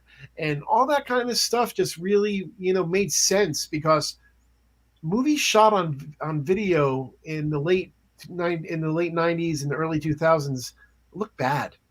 And, it was night and day from watching a film like 555 and then watching, a movie shot on 35 millimeter. It was just like night and day. And I knew people were going to talk shit on the movie because it was a low budget film. I knew that going into it. So making it look more distressed and more real was something to kind of like buffer me in the project, to where like, oh, well, at least it's style. And again, that's art. So I was like, okay, well, if I can't if I don't have the money to make this look really great, I might as well make it look really bad, and think about how, when I watch a home video, how it really, really looks. I think that's an important part of art too, is becoming resourceful, right? Because you just don't always have the resources, whether it's financial, where you go, there's resources are needed to make things. Oh yeah. At a certain level, but does that make it better than something someone makes inexpensively? And I think that says a lot for the creator who doesn't have all the resources, because you've really got to work. You've really got to be thoughtful about everything you do to make the most out of everything you have. Yeah. Well, and I love that. I work on big studio movies. I watch them throw money at the most ridiculous things that I'm just like, oh my God, if I was directing this movie, we would have been done an hour ago. It's just a different mindset. I work with, my crew's usually like 12 people. It's just the department heads. It's the most important people that I need to make the movie come together. Where on a big studio movie, it's just tons of people, 15 set dressers, and the camera crew is 8 guys, and the grips, there's 30 of them. I mean, it's crazy. But by not having everything at my disposal, keeps that creative side going. And I think that's where I'm still able to really like be passionate about my art, is because I'm not given everything. Yeah. And I have to sacrifice things, and I have to say, you know what, for instance, in the final interview, how am I going to get a jail? How am I going to afford a prison? This movie takes place in a prison. What do I got to do? Yeah. I know that my buddy had access to an old garage that had these big giant cinder block bricks that is the building. And to me, that looks like a prison. Those bricks look like a prison. So the prison, from doing the research and looking at the prison and seeing, like, usually they're two-toned walls.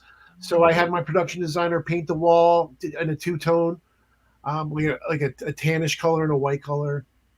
And then we started building like prison bars that, I could have the camera just move in front of that. It would almost be like just blurry. And then eventually, my wife found out that there was the prison that David Fincher was shooting Mindhunter in out here in Pittsburgh. I love that. And she found the number to the guy who owns the prison, and we went out there, and I'll never forget it. It was me, my producer, my wife, and my cameraman. So there's like 4 of us, 5 of us, and we meet with the guy to give us a tour of the prison. And he's like, where's all your people? And I'm like, this is it.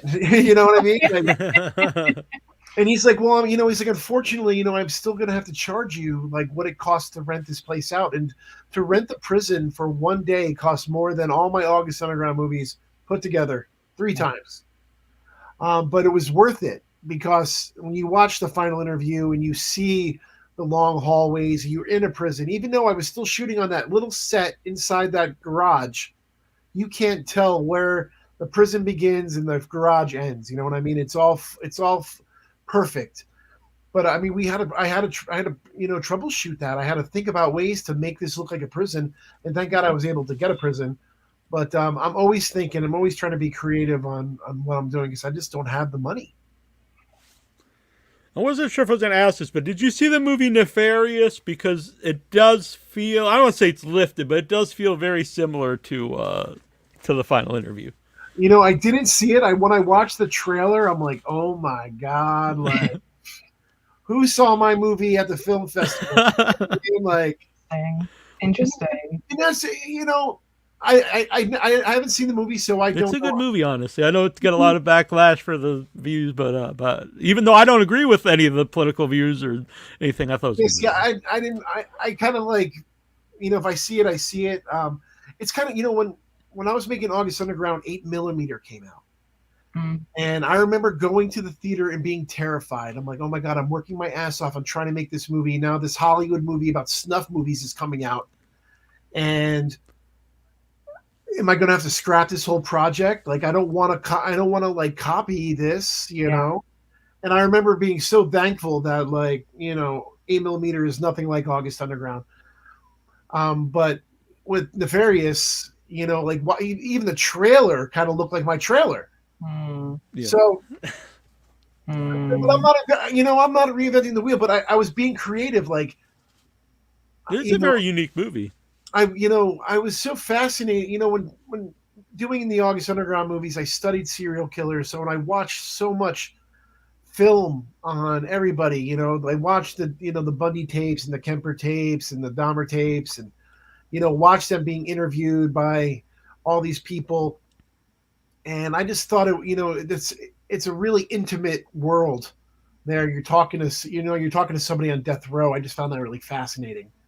And something that I could do on a cheap budget. Is like, okay, what do I need? I need a table and 2 chairs and 2 good actors. And, you know, hopefully my script's good enough that it keeps people interested, you know, for the 123 minutes or whatever. But, you know, it's funny. George Romero said this to me one time. He's like, you know, zombie film, there's been zombie films before mine.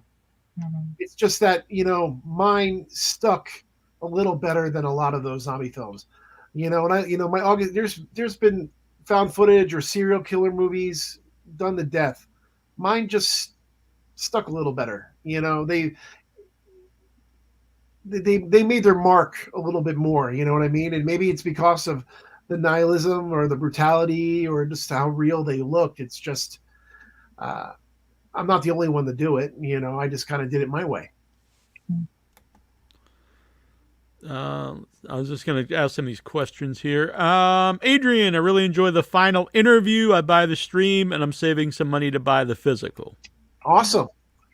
Yeah. So if you go to the finalinterviewmovie.com, I'm going right now. You can purchase a digital download for $10. And if you want the physical, then I take that $10 off, so you get it for $40. But the movie's $50. But if you download it, I credit. That's actually interesting because, like, you give it a shot. Like, oh, I actually like this. I would like to buy it, as opposed to buying without seeing it. And then it's like me, if it's like, oh, I would buy it more likely with all the cool specials, you know, if I knew I liked the movie. Yeah, and that's a way for me to, like, get my money back, you know, because like putting these packages together costs a lot of money. Like, the case for the final interview is like the 3-disc Criterion case, and you know, I had to get this all during COVID, where, you know, getting DVD cases from China was impossible. Yeah, there's only so much that you can get at the time, and paper prices went up, and everything kind of went up, and it was like, all right, I'm trying to make this awesome, Blu-ray set, but it's just costing me so much money. And the price point had to be $50 because of everything that I put into it. Yeah. But to me, it's worth it. You know what I mean? Again, you get the Blu-ray, you get the DVD, you get the soundtrack, you get these beautiful art pieces that Paul Naylor did of the renderings of all the cast members. You get autographs, you get Oliver Ross's business card. And the people who pre-ordered, they got autographs from Granger Hines and Diane Franklin and myself and Damien. So I try to make it really, really special. And it's actually August 17th is the final interview's birthday. Oh, cool. So I'm going to be having a sale, actually. So if you're looking for one, people, like, wait till the 17th. Yeah, a week from today. Yeah, I want to try to put the movie, have it for sale. I actually might. I think I'm going to buy one because I'm a big fan of the movie. I haven't seen it since Buffalo, so I'd love to see it again. Yeah, but there's a good commentary track on there if you like. I am a big fan, and that's a big selling point to me because a lot of the movie. I still was getting the DVDs in the mail from Netflix a lot longer after people until they stopped sending the ones that had all the specials because I wanted to listen to the commentary tracks. Yeah, I love commentary tracks. I remember when that first started to happen, and you get a DVD and it had a commentary track. It'd be the first thing I listened to because I've seen the movie. I've seen the right. Yeah. So let's just pop in the commentary track, and we were talking about The Exorcist. I remember William Friedkin's first commentary. He pretty much just describes the whole movie. He just is like, "All right, here's Reagan sitting on a bed," and I think he's gotten better. Yeah. He did better ones after the fact, but I remember his first commentary was really just like him describing the movie. Oh, speaking of, it's The Devil and Father Amorth. It's a 2017 American documentary film directed by Friedkin showing the ninth exorcism of an Italian woman in the village of Alartri, referred to as Christina, this time performed by Father Gabriel Amorth. Yeah. Interesting. Well, what's so impactful about The Exorcist is that in 1973, when it came out, people were still very religious. I think now in 2023, people have, there's still a lot of people have faith, and that's wonderful. A lot of people are like, who's the man behind the curtain? We're more open-minded, I think, as a society nowadays, where religion isn't as rammed down your throat like the way that it was back in the day. I was raised Catholic, so I remember The Exorcist terrifying me because of the religious factor, the devil. And it's even though I'm not religious now, I mean, I have faith in something, but I'm not a practicing Catholic. And but I always stayed away from messing with the devil. In a lot of my movies. The Redson Tower has some demon possession in it, but I remember not being like, let's not call the devil here. Let's just use some kind of evil spirit, but like let's not call the devil in here. You know what I mean? Yeah, just in case. That's and that's the little boy who was raised Catholic that was taught the devil is bad and you gotta be good. And that's why it works so well. You know what I mean? I think just at that moment, right moment in time for that movie to come out. When we saw it not that long ago, they showed it in 35 millimeter at one of the theaters we went to, and there's stuff like I picked up that didn't affect me when I was a kid watching because I didn't grow up with religion really. And there was stuff like the Ouija board was around, and she's a single mom, and there's stuff like. I was like, oh, I think there's a lot of little things here that just kind of hints that stuff that you today, or even maybe a lot of people at the time didn't think is necessarily a sin or anything, but it kind of was. And so there's like this little elements of stuff that's like conjuring some type of evil. Yeah. No, I mean, God, the 70s was such a amazing time for cinema, and it was raw. I mean, like even the studios are putting out these movies, and they had balls. They believed in the filmmaker, and they believed in the story. And I think that's one of the things that we've lost. It's all about money or the IP or whatever. But like, you have a really great director like Richard Donner making The Omen, which is one of the greatest horror movies of all time. Yes. You know what I mean? And then you have William Friedkin again. We were talking about The Exorcist, and he won the Oscar for The French Connection right before that. You had all these, these Spielberg doing Jaws, and people stepping outside the box and really pushing, these dark kind of stories. And it was just, we were out of the Vietnam War was over, and things were changing. That's interesting you said that, because I think today we have a lot of great horror directors, but they've come out of horror. Where I don't think too many like established directors from another genre then go and make a horror movie. For me, and I think what makes my horror movies impactful is being a special effects artist first. I kind of took that Tom Savini avenue where, I loved Tom Savini when I was a little kid. Maniac, Friday the 13th. I mean, I can go on and on, The Prowler. And when he made Night of the Living Dead 90, I was just like, wow, this is, and I hated to say it, but I was like, I think I like this one better. Maybe because the makeups were better or whatever. The time I saw it, it wasn't in black and white. It was full color. And, it was just these makeups were so great. And that's what I really wanted to do because I knew how, and then when I started making my movies, I know how effects work. I know when they don't look good. I know when, I can see the seam coming up on that makeup or that blood's not the right color or, any kind, you put any problem in front of me and I can spot it because I know how the mechanics work. Some filmmakers don't know that. They have a vision in their head and they stay very close-minded and they focus on that vision and they try to get what they think they want, but they should really be listening to the guy who made the effect, who made the prop, who's pumping the blood, and be like, hey, how do we do this so this looks the best? That's what we're friends with Joe Castro, and who does a lot of effects. And he talks about that, saying that it's really hard for him to watch a movie that he made the monsters, whatever, but the filmmaker didn't know how to shoot it. Exactly. And so, it's too well lit or not, hidden a little bit. There's, different things. No, and that's always, where ToeTag kind of shined. Like, even in the editing process, Jeremy would come into the editing room and be like, I'm like, all right, dude, what do you want to do here?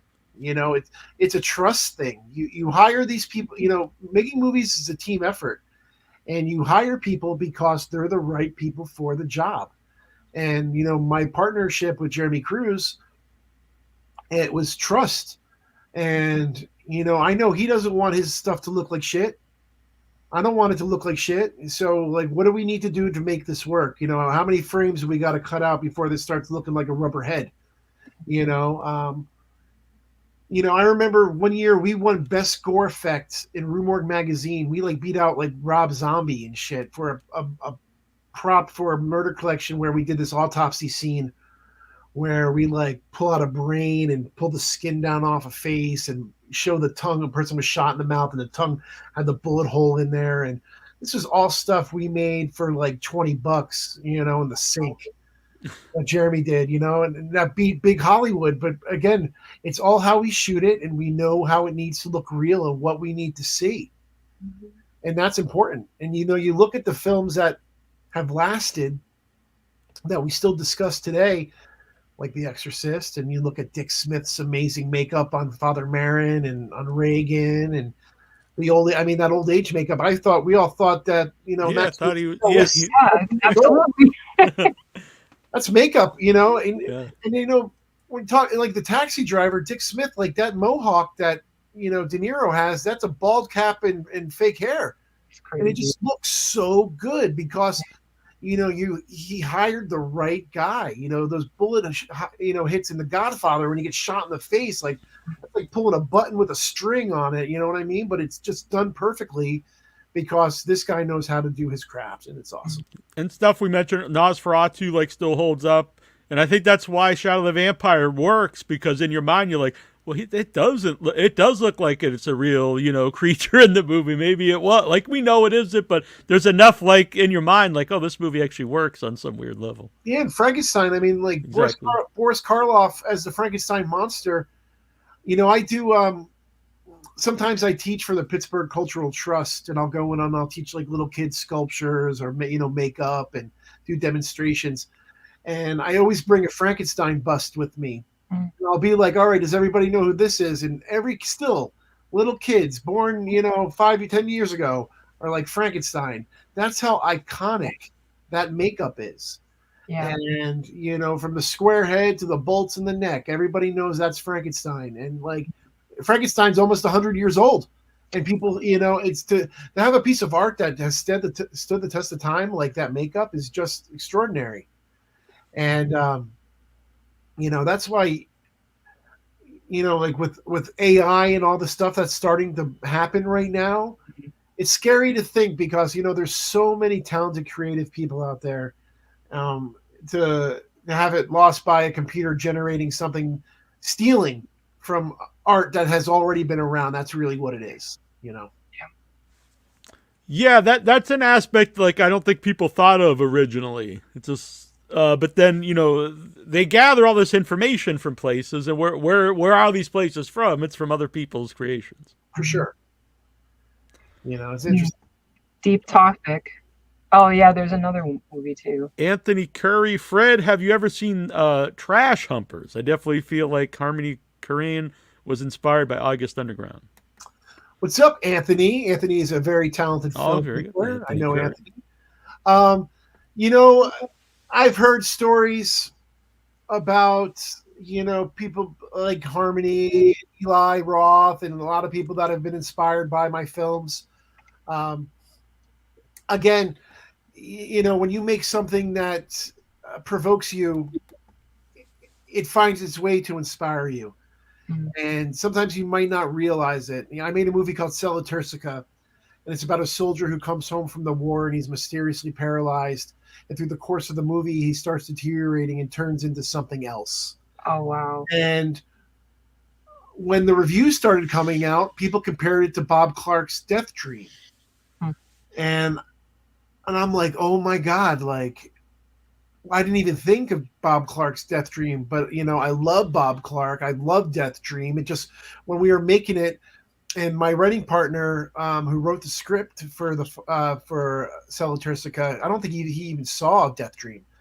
So it's just funny how things work out. Like when you're, when that seed's planted, when things start to grow and you start to nurture these little blossoms that are coming off here, you wouldn't believe what little things that might be really far back in your mind that kind of come out that you don't realize is from somebody else or something else, but it's an inspiration and it's a good thing. Look at Tarantino. People give him shit and he rips off this, he rips off that. Like, he's one of the greatest filmmakers of our generation.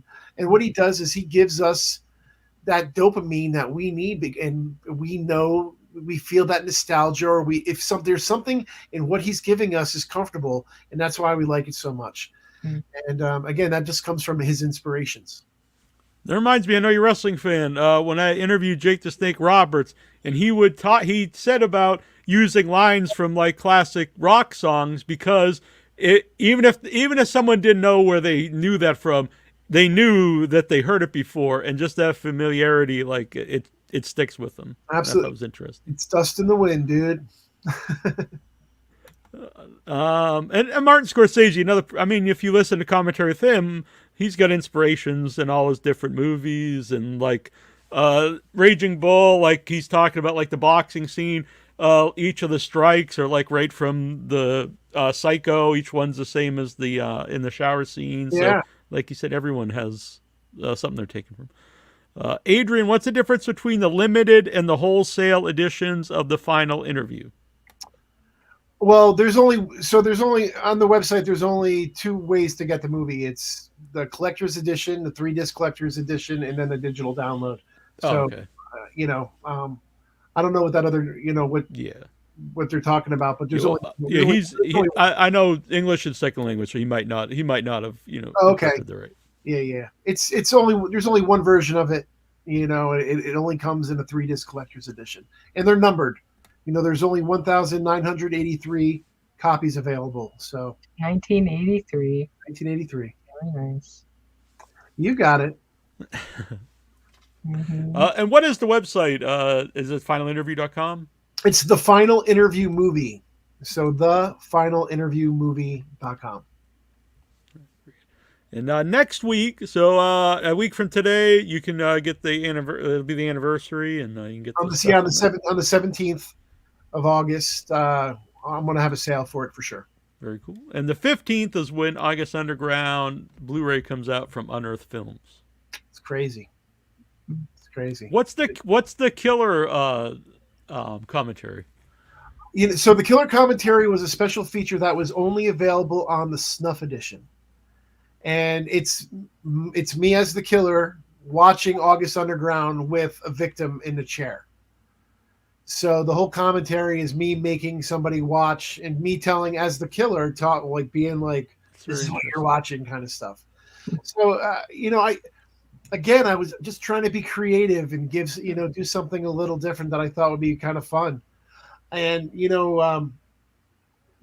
I'm sure that there were commentary tracks where people done it in the character or Neil, you probably know, right? Has there been some? I'm actually trying to think. There's something similar, and I almost don't say it because the word is bad to say on YouTube. But the Thumb movies. I don't know if you know Thumb Wars, and he did an R word commentary track where he did them as an R word person, which is not exactly the same, but it was very. Yeah, you can't say that on YouTube. But no, it was a common '80s. Right. But I'm trying to think of someone I know I don't know. I'm trying to think. I don't know. I know the Step Brothers commentary, like they're very goofy, but I don't think they're actually in character as the Step Brothers. But yeah, I just thought it'd be kind of fun, and people really enjoyed it. So like that was one of the things people kept asking for is like is the killer commentary going to be on there? So we wanted to put that on there for everybody. Very cool. I as far as I know, I don't think it's been done before. And I like it. In fact, it's almost its own movie. Yeah, because it could be seen as a sequel. Really, it could be. It's it was fun to record too. It was interesting. I mean, especially being in character that whole time, like through the whole thing and hearing the chair move and the girl, all that kind of stuff. So. That reminds me, I read a little thing that was an interview you did where you said you listened to Chicago, and I couldn't tell if it meant to get into character or get out of character when you were doing August Underground. No, it was definitely to get into character. Interesting. Because I wouldn't think that would be something you would listen to get into character. Awesome. Yeah. Yeah. Well, so I love music, and I love early Chicago. Because the horn section, when people think of Chicago, a lot of people think of the '80s Chicago, like the Peter Cetera, like love songs from the Karate Kid Part 2 kind of stuff.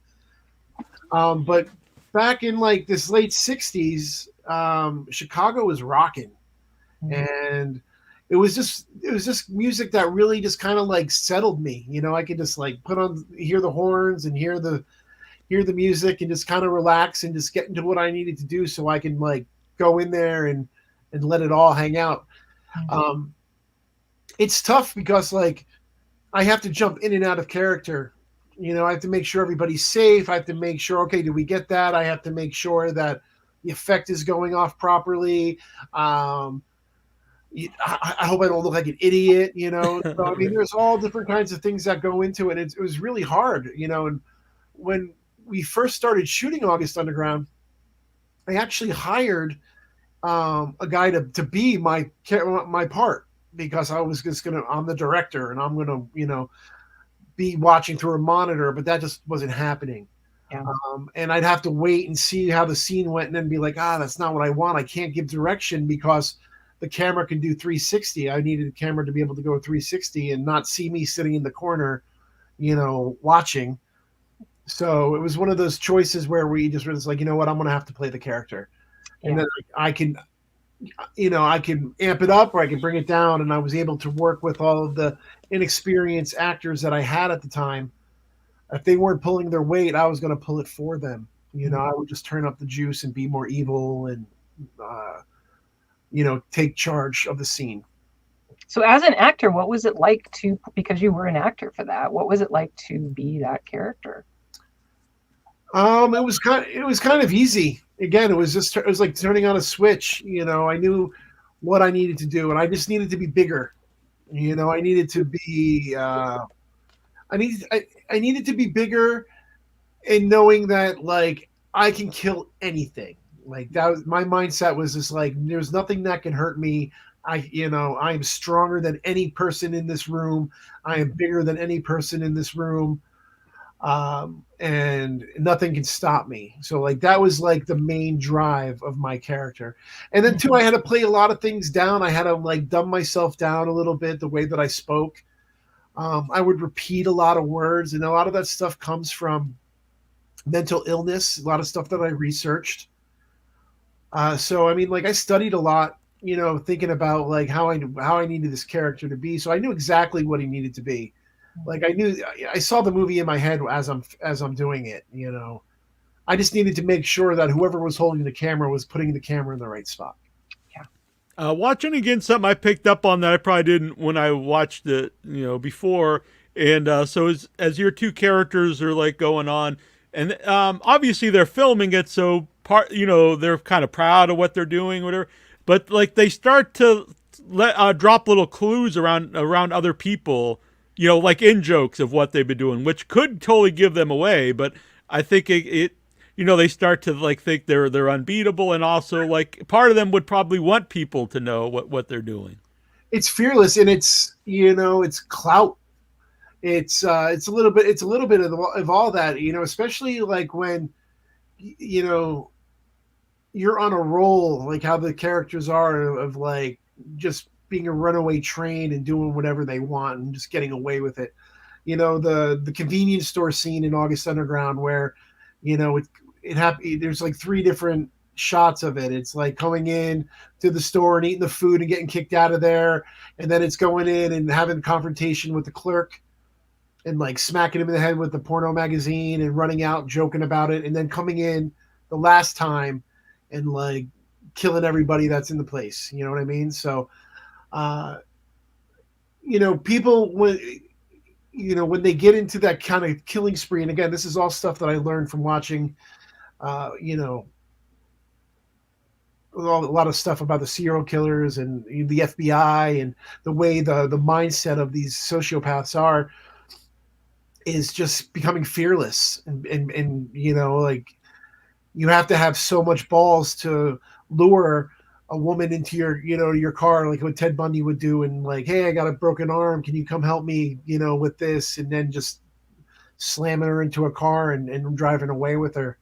There's so much adrenaline and so much blood pumping and orgasmic feelings that happen through all that, and I try to display all that with my character, from the movies. And eventually through the course of the movies, you see like the sexual stuff that once, drove my character is what's killing him. He doesn't get aroused from raping people anymore. He doesn't get, there's no compassion whatsoever. When, the crusty character is crying for help and needs some love and whatever, he just is like, I'm just going to rape you. And like, that's all he knows,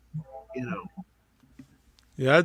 Obviously it's a disturbing scene, but it's I think it's one of the more disturbing scenes in the trilogy.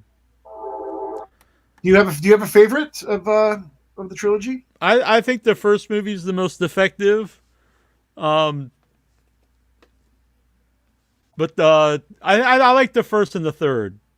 I do. In my opinion, the second movie there is too much noise. Yeah. I don't think obviously it's disturbing, but there's something to me about like even the credits at the end when there's just the movie's over and you just see the credits play with no sound and you're just kind of sitting there looking at them and you just kind of left with your thoughts of the movie, and I think that's more disturbing. No, for sure, and especially in August Underground's Mortem, and I think August Underground's Penance. There's after the credits sequences. So we were doing it before Marvel. So that is very true too. You see a cat. And, yeah. Anthony Curry, this is Spinal Tap, did a commentary tracking character. Well, I think that's good company to be in, though. Absolutely, I'm happy to be in that company. Yeah, I don't know how they'd feel about it if we tell them that. I'm sure they've never heard of an August Underground, but you never know. You never know. Like I was talking to somebody, and they were saying that like Rob Zombie was talking about August Underground one time with somebody, and it's just funny to think that it's got. I mean, like it's gone out so far after all these years. I'm sure people have heard about it, and now with the kids with the iceberg and talking about movies like what are the most disturbing films or the list that I'm on, the most disturbing movies ever made. So it's just crazy that it's out there, and I'm happy that it is, and I'm happy that it inspires a young filmmaker to pick up a camera and some fake blood and make a movie. Because you never know. You never know when you're going to catch that lightning in a bottle. You never know the next step is going to, the trajectory of your career that's going to come from it. I also want to mention when you asked me my favorite. I also think The Penance is a good send off of the films because I won't give any spoilers, but it shows like the damage I guess that like this is doing to them too. That, like you said, you don't want to glamorize the people at all, which I don't think any of them do. But I think when you get to the third movie, then you can see like the third one is my favorite because it has the best of everything in it. And at the time when we made it, I tell this a lot, is there was just a lot of love. ToeTag was probably at the best place we've ever been. We, the Redson Tower, we just came off the Redson Tower, and I mean, we played the Fantasia Festival, and like it seemed like everything was just going our way, and we were going to do this a really awesome distribution deal, but unfortunately it fell through, but we were just in a really happy spot as a group. Because at the time, ToeTag was like two couples. It was Jeremy and Christy and Shelby and Fred. So we were just like these two couples. We were living together. It was very punk rock, and we just had a lot of fun making it. What was that experience like watching at a festival? Because I've been to a lot of festivals, and I just assume it. Some of the crowd's going to be in, like the movie itself, I guess. But at a I don't know what a festival audience would think of the August Underground movies. So the only real, it's played film festivals that I haven't been to, but it's played film festivals in Europe that I've been to. So I've gone to the Butt Film Festival in Breda, which is right outside of Amsterdam in the Netherlands, and it was had a really great experience. Showing the movies out there. I was a guest with John Waters. If you would have told me that the headliners would be Fred Vogel and John Waters, I'd be like, get out. So that was pretty awesome and amazing. And, people like that film festival, those people were open-minded and they enjoyed it. If you put August Underground or any of those movies inside a traditional film festival, it would probably freak a lot of people out. A lot of people would walk out. That's why it's going to be interesting to see what happens with this release from Unearthed. Is, Joe Schmo who just wants the slipcover to collect in their collection, or, is going to want it. I mean, like, you can buy the August Underground movies from Walmart online. What? Right. Oh, Walmart online is a whole other world. It's just crazy. I never thought I'd even think about being that accessible, especially at a Walmart or whatever. But who knows? You know what I mean? So I'm sure it's going to shock and affect people, to this day. So, and again, I'm just so glad that it still holds up. Have you had any death threats? For me, like somebody coming after me? Like, I being friendly with Tom Six from Human Centipede, he had all kinds of terrible things, and then I don't remember the director, the guy from Salvo got killed by a car, and all these different people, talking with Sergen Spazojevic. Yeah, we actually had death threats because we interviewed him. I don't know how serious they were, but they're on YouTube. Yeah, people saying we should be shot for having them. Right. That's right. I've certainly had my fair share of people who don't like me. But come and get it. I am a madman. I'm a very controlled artist and a very, soft-spoken kind of guy, and I'm about peace and love, but of course we all have that red button that you do not want to push. And the monster does live inside of all of us. So people like to be a big guy behind a computer screen. I've had more people talk crap about me on the computer than ever say anything to my face. But again, you're also a very big man. I'm also 6'3" and a big guy. So. Yeah. Now I bet I watch horror movies and I'm friends with horror, so I knew you weren't going to be like a madman. But I didn't know what to expect either. When I went to Buffalo, I was like, I don't know, I haven't met him before. What's this guy like? Who made Oh, the August Underground films. But like, you're actually a pretty quiet guy and just a nice guy. Well, again, I'm an artist, and this is my art, and uh, you have to separate the art from the artist. Mm. And I think a lot of people have a hard time doing that. I mean, because that's how powerful film is, and music as well. And I think you're also, as an artist, you allow yourself to tap into things that other people won't. So it's easier to put you. I've had this happen with my own art. It's like it's easier for people to put you in, like, label you as a monster or a terrible person or whatever. But you're willing to tap into that part of them. Like you mentioned, there's something inside everybody that has these potential for whatever it is. Yeah. And some people will refuse to access that because it's overwhelming. Well, I'm taking the risk. Mm-hmm. I'm the one. I'm the one. Going out naked to the world and being like, this is my art. Like, just do what you will. And I mean, I remember for the longest time on my Internet Movie Database, it was like there. You could tell Fred Vogel by his like cowboy hat and assless chaps. And I'm like, the funny thing is that I've never put anything up on my IMDb. All that stuff is popped up from I don't know who. That's how underground you know what I mean? That's how art guy I am. Is just like, I don't do that crap.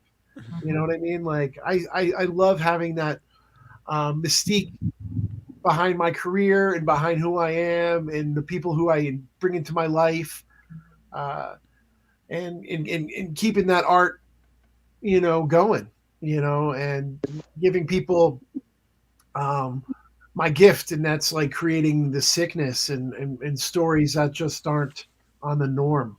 Mm. Did you early on? Did you ever have people try to contact the name that you use as the character? So in the credits it says that I don't have it in front of me, but a different name that it doesn't say Fred Vogel plays the character. It says Frankenstein. Right. Okay. So what that was is that we were characters. ToeTag was like Kiss. We were. There was Cruz, and there was Frankenstein, and there was Krusty, and then there was Shelby, and there was Maggot, and there's Killjoy, and so we kind of all had our own like kind of names, and that's how we did it back then. It was just being creative. It was just really just trying to like be creative, and I love Frankenstein, and Fred and Stein sounds good. So yeah, I actually thought maybe you guys had that just because like you didn't want people to know that the guy who directed it was also in it. So no, it's funny when I first made August Underground, I thought about it, especially after Alan Peters, which isn't his real name, left. Mm. So he wanted a fake name. He wanted to, so okay, Alan Peters, that's who you are, and maybe I should do somebody else. Maybe I shouldn't be Fred Vogel. And it's just like, wait a minute, I worked too hard on this to not be who I am. I don't know how to be not me. And when early ToeTag started, Frankenstein and Krusty and Maggot and all that, these people were like hyper characters of ourselves, and I had a hard time doing that. I didn't want to be Frankenstein. I wanted to be Fred.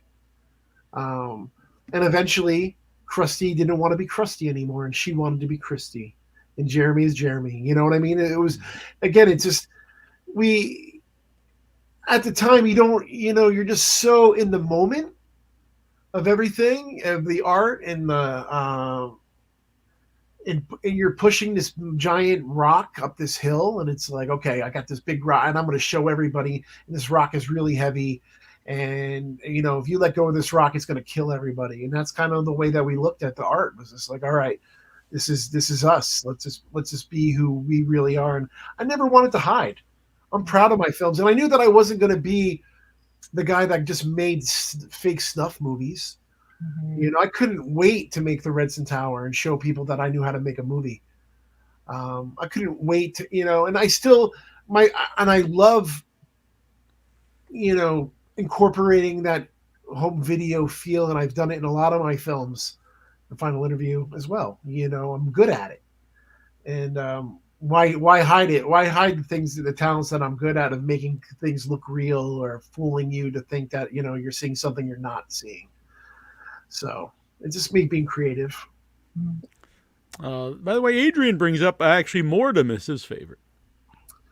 It's a lot of people's favorites. August Underground's Mortem was our first of the trilogy to come out on DVD. So like I was literally handing out VHS tapes while we pressed up the August Underground's Mortem DVD, and it wasn't until a year later that August Underground came out on DVD. So a lot of people thought August Underground's Mortem was the first movie. But I could see how people like August Underground's Mortem. Like the characters are really disgusting and disturbing, and it's so brutal. Like some of that stuff that's going on there, and especially the sexualized stuff, is just so horrendous. And the rape scenes, and we kill everybody. That's another thing too. Is like I just don't kill women. The characters aren't misogynistic. They kill everybody, and having a female killer in the movie was one of the best things that could have ever happened to the August Underground world. Was finding Christy Wiles and her creating that character. It gave girls that have that macabre gene somebody to be like, wow, this is really cool. Just like how Jeremy Rain was really great in The Last House on the Left. Having a female killer in those movies. So it's kind of, again, having a female in there just opened more opportunities to people to be like, what, it's not just a misogynistic style, frame of mind of thinking of that's usually what happens to a lot of serial killer movies, is just guys killing women. Mm-hmm. We kill babies, little kids. Equal opportunities. Yeah. And they're all rubber, of course. Right. Yeah. But that's so Annabelle, have you seen August Underground's Mortem? I have to say I have not. So I'm now inspired. Yeah. So the end of August Underground's Mortem is probably the most disturbing 15 minutes ever captured on film. Well, digital, whatever, or videotape, whatever you want to call it. But it's very realistic and very brutal. And I remember, being so blown away by what we did that I was like, this is either the greatest thing ever, or we're just going to go to jail. Along this line, did you or anyone else come up with a scene or an idea that you just like, maybe we shouldn't do that? No. Everything is out there. Yeah, no, I mean, it's we took a lot from real killers and ideas that that they were doing, but that was kind of the magic of August Underground's Mortem, especially because you had so many people like being creative and coming up with ideas, and then you had somebody like Killjoy from Necrophagia that was really pushing us to really go depraved. Like, how evil and dark can we make this? And sometimes you need that little push. And again, because he wasn't there for the first one, Maggot wasn't there for this, for the first one. Krusty wasn't there for the first one. Cruz wasn't there for the first one. So now that we were making this other one using the format of August Underground to kind of like put in the potion of like what you can bring to this, I think it just gave everybody an opportunity to like go as dark as possible. I remember when, Krusty told us that she found two girls that she can throw up on, and we had the vomit scene. And I just remember being like, what? Like, these girls are going to let you throw up on them? All right, here we go. You know what I mean? It was just one of those things where, you just kind of went with it. And it was probably the truest form of, experimental art, that I've ever seen. Like, that's really what it is. Now, what did they had already seen August Underground, but when they saw Mortem, like some of your family and friends, like, what did they think of it? Oh, like I said, they just thought I was gross. They're like, oh, come on, Fred, can you're making a movie, can you do something a little bit better? Because you mentioned being Catholic, so I'm thinking there's a Catholic family behind you seeing some of this stuff. Well, yeah. Well, my grandmother's in the movie. Well, she passed away, but I killed my grandmother in the first August Underground. There's a scene where I go to a church and there's these big statues of Jesus and the Virgin Mary. So there's lots of little stuff that I took from like my personal, and again, that stuff upsets people. Yeah. So that's one of the reasons why I wanted to have it in there. Again, it's just exploitation. There's a slaughterhouse scene in there. Texas, again, inspired by the Texas Chainsaw Massacre or like Last House on Dead End Street, movies like that kind of just, I wanted to, put a little bit of that in there again, because that upsets people and bothers people. Adrian wants to know, did you know Mexican directors as Lex Ortega, the director of Atros? I've only talked to Lex via Facebook. I know he was very inspired by my August Underground films. Atraz is kind of like a Mexican August Underground. And when I saw it, I thought he did a very great job with it. And I contacted him and I told him how proud of him I was for, making a movie. And I'm always like that. I'm proud of anybody that can make a movie and get it out there. I remember when Adam Raymeyer made The Bunny Game, and everybody was, the Bunny Game is just, it's so disturbing and it's going to be the next big thing. And I remember contacting the director and just being like, hey man, congratulations. And giving him my stamp of approval. I mean, who am I to give a stamp of approval to? But at least I think so. Is like from one artist to another artist, I want to say, hey, great job. Keep killing it, and we're all doing it for the love of the genre and keeping us horror fans happy. We're making movies for each other.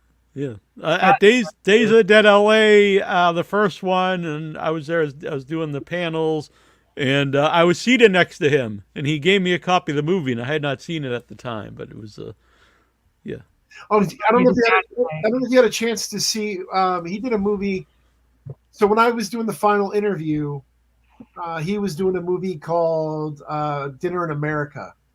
It was on Hulu. But if you get a chance to see it, I think both you guys will really, really enjoy it. It's a punk rock movie. It's a really great film. And yeah, Adam Raymeyer did a really great job. It's a great movie. Yeah, we were he's never actually been on the show. A couple times we were going to do it, and I think he ended up, maybe that was the movie he's making, because I know he was starting to make something, and we were going to do it another time. So I have to get back in contact with him. Yeah, we have the same producer. My producer of the final interview was his producer on Dinner in America. Okay. Yeah, I've not seen that. I mean, I haven't seen Atros either. So. Yeah, it's brutal. He did. It's kudos to him. And so I'll have people be like, "Aren't you mad? This guy ripped off. He ripped off August Underground. And it's just like, no, I'm not mad, because he didn't. He took what I did and made it his. Right. Just like, John McNaughton made Henry and made that little itty bitty scene in there, and I took it and I sculpted it into a Fred Vogel thing, and there's mine. Again, we are all inspired by so much, to think that you are the only one is ridiculous. Especially, film's been around a really long time, and there's the Grang Goal, from way back in the day, snuff style back then. The first, film cameras. Are you telling me they weren't, they were filming elephants getting electrocuted? They were filming all kinds of stuff. So, you don't. It's not about reinventing the wheel. It's just putting your own, fancy rim on there and for fancy tire on there. Very cool. I'm gonna check some of these out. This Dinner in America, I just see the visual. It looks really. It's great. Cute. It's so great. I can't talk highly. It's so great. Yeah, it's beautiful. It looks beautiful. Please watch it and then drop me a message and tell me you saw it. What a lot of you saw it. Yeah, what is it about, Annabelle? It is an on-the-lam punk rocker and a young woman obsessed with his band unexpectedly fall in love and go on an epic journey together through America's decaying Midwestern suburbs. It's really cute. I can't wait for you to. We'll look at it in our chat time. All right. It looks really cool. So I always like that, to get the film recommendations from guests on the show, because who better to get film recommendation from than filmmakers? Yeah, I mean, so this year, like I said, I was hurt. I got hurt in an accident, so I had a lot of time to read, and I've had a lot of time to watch movies. Mm-hmm. And for the first time ever in my life, I have written down every movie that I've seen this year. Wow. I always go into the year trying to do. I forget the website where you can keep track, but after a couple weeks, I just kind of like keep mine in my notes in my phone, and it's so long. Because I just can't watch Friday the 13th. I have to watch all of them. You know what I mean? I have to like binge watch all that stuff. Yes. But I'm also trying to watch movies that have kind of just slipped past me over the years. I've never seen A Few Good Men. I never saw Throw Mama from the Train. Like, there's great movies that are out there that like just kind of like there's so many movies they could pass you up. So I try really hard to see stuff that I haven't seen before, or watch stuff that I haven't seen in a really long time through for a 47-year-old's eyes instead of a 12-year-old boy's eyes. And a 47-year-old filmmaker who's had these different experiences, and you can see that in such a different way. Yeah, for sure. And again, because I love movies, and I watch everything. Like I watch, I love having the HBO Max channel because it has the TMC movies on there, and I can watch all the old black and white films. I'll watch everything from Laurel and Hardy or Charlie Chaplin films and Buster Keaton films to, Woody Allen movies, or, science fiction movies from the 50s, and, the psychedelic movies from the 60s. I just, there's just so much great stuff out there. And to be a great filmmaker, you have to see what other people do. You have to, it's like, wow, look at that shot. I'd never even thought about putting a camera there, or how do these people tell a story? That's what's so cool about the visual medium, is how do you tell that story? You give everybody the same script, everybody's going to make something that is completely different, and that's just the awesome interpretation of your art. So, well, I'm glad you said that, though, because I watch all different stuff, too. I mean, we do the horror movie show, but, I just like movies, and I like a lot of TV shows, too.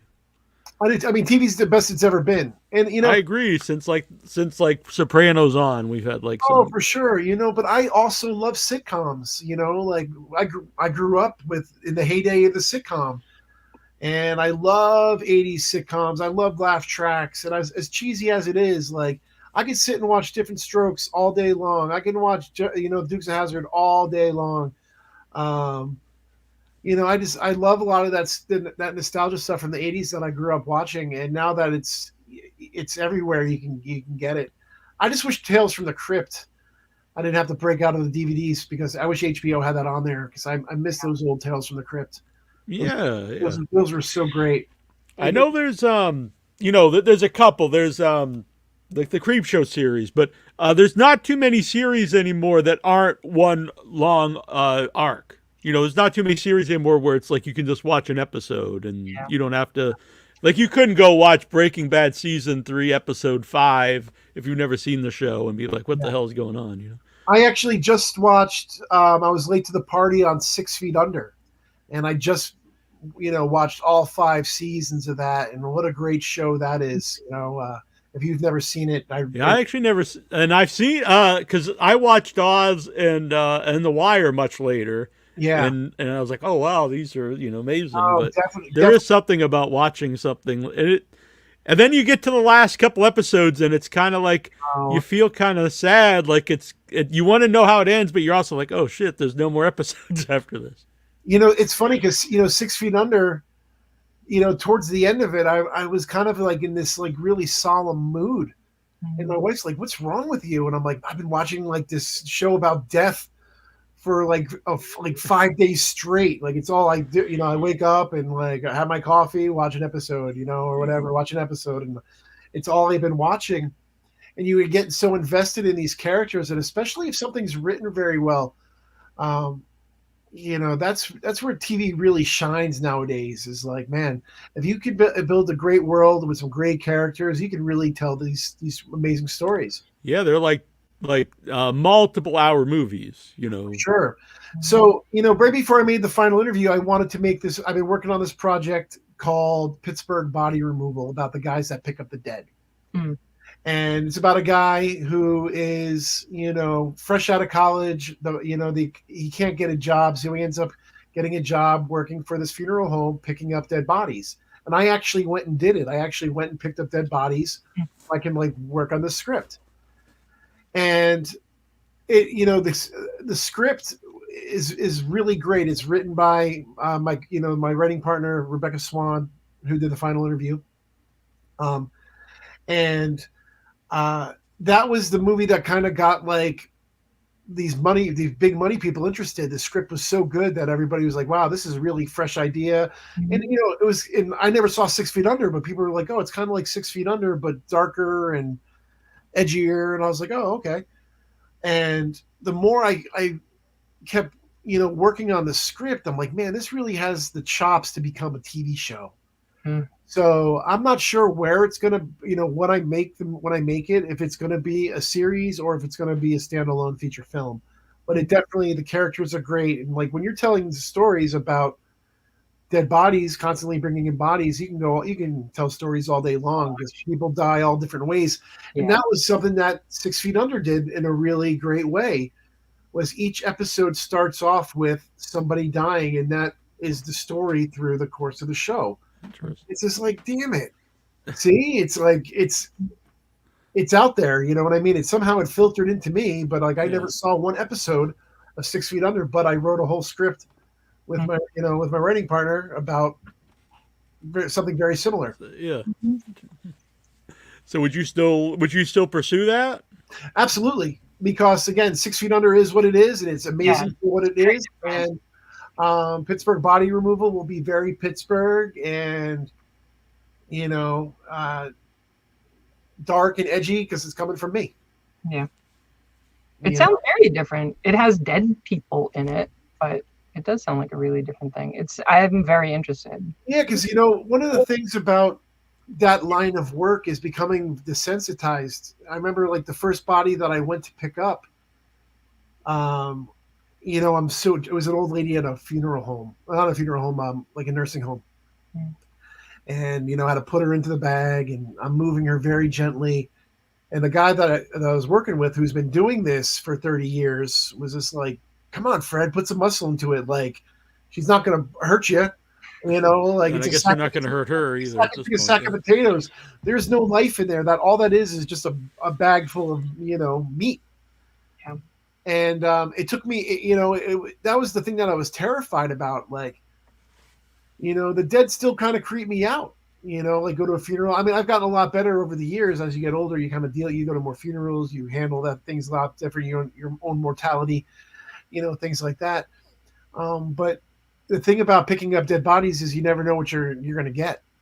Like we went out to breakfast, and then we went to a girls' basketball game, and then we got a phone call, and then like his buzzer went off, and next thing you know, we're on a pickup to go pick up a dead body. Mm-hmm. And then it was just like, all right, now we're going to another place, and you never knew what I was going to get into. And I just found that so fascinating. And I'm like, wow, you can really, through a course of a day, because my movie takes place it's one day. Obviously, the TV show wouldn't be just one day, but like for the feature film, it's just like the one day. So it'd probably be the pilot. Yeah. But you don't know what you're going to get. I still hope that becomes a TV show. It sounds awesome. Yeah, I hope so. I hope to do it. You know, again, it's something that is it. I have 3 projects right now that are my big ones. I have my Frankenstein movie. And then I have Pittsburgh Body Removal, and I have a Christmas movie because I love Christmas movies, and I wanted to make a scary Santa Claus killer film. Oh, great! We're both big fans of Christmas horror movies. Bad and good ones. I think even the bad ones have a charm to them. But there's just something about Christmas horror that intrigues Yeah, me. I really, I was really hoping that like this Christmas movie would be the next ToeTag movie. It's just so hard with Jeremy Cruz being in California. He works for a company where he makes all the suits for the Marvel movies. Oh wow! So he's working on big Hollywood stuff, and it's just hard. It's hard for us to take days off when we're getting that Hollywood money. Yeah. To go work on something that it's like that's not paying us or whatever. So it's just hard to get the team back together, but it's something in the arsenal. And then I have a wrestling movie that I've been working on for a few years, where it's my love for old wrestling. So. Oh, very cool. Is that horror related at all, or just the? No. More just a tale about a son, who has to go live with his father, who just happens to be the biggest heel in wrestling in the late 70s. And like, there's a really great movie back in the day called oh now I'm having a brain fart. What the name of the movie is? Oh God, The Honky Tonk Man with Clint Eastwood. Okay. And it's about this young guy that goes driving around, like a Hank Williams type character. And, you have this like young boy hanging out in this world of, alcohol and bars and honky tonks and prostitution and things like that. And the wrestling world was very much that as well. And I just thought about like, what if you threw, a young person in there, and how he would perceive all these different events that really happen in this world of giant men. Yeah. You know what I mean? And I just thought that'd be a really interesting story. So that's kind of what I'm playing with. Very cool. Some good and stuff. not to be confused with the Honky Tonk Man, the wrestler, Wayne Ferris. No. Yeah. One of the greatest intercontinental champions of all time. The greatest, but Gunther is a month away from beating the record. I know, he sure is. Yeah. I'm also a big fan. The Christmas movie, I'm really passionate about that one too. I got the story for that one is really great. It's about a little girl that's autistic, and her brother tells her that Santa Claus isn't real, and she sees Santa Claus coming from the house across the street, and she decides to hitch a ride and hang out with him for the night. She doesn't realize that this guy has been murdering families and kidnapping all the bad children in the town. Wow. So, and she does. And the thing is, she does all the talking through the movie. So you have like this little autistic girl who is your lead, running the show. That's really. Why did you specifically choose to make the girl autistic? I think that's a really interesting part of the character. Again, just realism of like of life. Mm-hmm. I have some autistic friends, and and I find the quirks of being autistic interesting. Little body behaviors and body language and the way people talk to each other and things.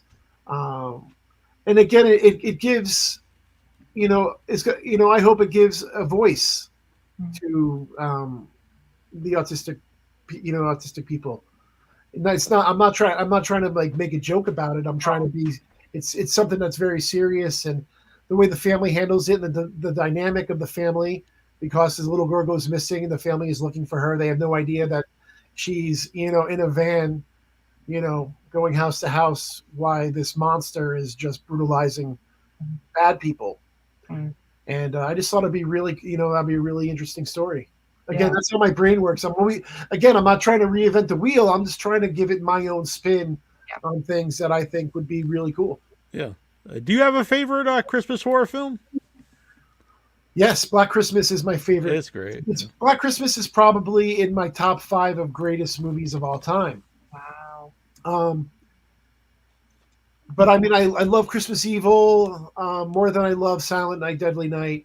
Christmas Evil it's like Black Christmas, Christmas Evil, Silent Night, Deadly Night, Gremlins, and things. Yeah, when December comes around, my house is nothing but Christmas movies. There's horror, comedy. I really think there's more Christmas horror movies than there are horror movies that take place on Halloween. But yeah. Well, it got But I don't know. There's something about it that just works. Yeah. Yeah, well, Silent Night, Deadly Night was such a impactful movie in the '80s that I think it's probably the most famous. I mean, like the VHS artwork. Yeah, it's almost like people think that was the first one because a lot of it's a Siskel and Ebert where they went like. They got really personal about it. Like they went on TV and like gave like the producers like addresses out, and it was What? it was Wow. crazy stuff. No, but Black Christmas is such a well-crafted movie, and talk about what that movie, what Bob Clark did. Bob Clark doesn't get the credit he deserves as a horror filmmaker. I mean, he's such an amazing filmmaker in his, from Christmas Story to Porky's to Black Christmas. I mean, It's so crazy that people don't know him. The guy made, Christmas Story made Black Christmas. Yeah, and he also made like Children Shouldn't Play with Dead Things and Death Dream, and I mean, this guy was making all kinds of stuff. And I don't want to pass over the Silent Night, Deadly Night when he said the poster art because I think that's one of the my favorite's probably Maniac for posters, but Silent Night, Deadly Night posters is so great because it's like you don't even want it like people are just against it because it's showing like you don't want little kids to see this and there's just something about it. It's just makes me smile. Yeah. I love it, and I knew that I always wanted to do it. In August Underground's Penance, there's a Christmas scene, and people say, "Hey, is August Underground's Penance a Christmas movie?" And I'm like, "Yes." I'm just happy to have a Christmas movie because I like Christmas films. So yeah, I recommend if you haven't seen the short Treevenge. Very funny. Where do I see that? You can find it on YouTube. Oh, Treevenge, spelled as you would spell Treevenge. Yeah. I think the director went on to do something else after that because that was like a short that they made. It's really good though. This is really cool short. I'm just gonna look it up quick. I'm gonna cheat. Someone in the chat asked, I know you mentioned a few already, movies you could recommend to the audience. I don't think necessarily just horror either. I mean, it's Adrian. I know he's into horror, but I mean, God, man, there's so many great movies. For me personally, though, I love movies like Over the Edge, which is Matt Dillon's first movie. I love The Warriors. I love Fast Times at Ridgemont High. I love, the Texas Chainsaw Massacre. I love Hellraiser. I love Friday the 13th Part 4. I love Last House on the Left. I love Last House on Dead End Street. I love I Spit on Your Grave. I love exploitations, and there's every genre I could pick. If you ask me to pick a top 5, I could do it. Again, it's just don't be afraid to give a movie a shot. Like there's so much great stuff out there. Just watch everything. Watch everything. Hey, I went to see we went to see Barbie. I know people. Yeah, I hope I'd like to go see Barbie. I loved it. And I want to see Oppenheimer. I did go. Like I said, I went and saw Talk to Me, and I'm hopefully tonight I can make it to that new Dracula movie. Yeah, it really looks great. Yeah. By the way, it was. We'll let you go soon so you can go check it out. But it's at 11, so I'm all right. All right. Oh, it's 10 o'clock. Wow. Yeah, Jason Eisner, who we produced Turbo Kid and directed Hobo with a Shotgun. He did Treevenge. So. Oh, yeah, Jason's again, nice. An amazing filmmaker. He does the Dark Side of the Ring. Oh. Yeah. Yes. That's a great show. Great. Very talented young guy, making great stuff. Makes the stuff that he wants to make.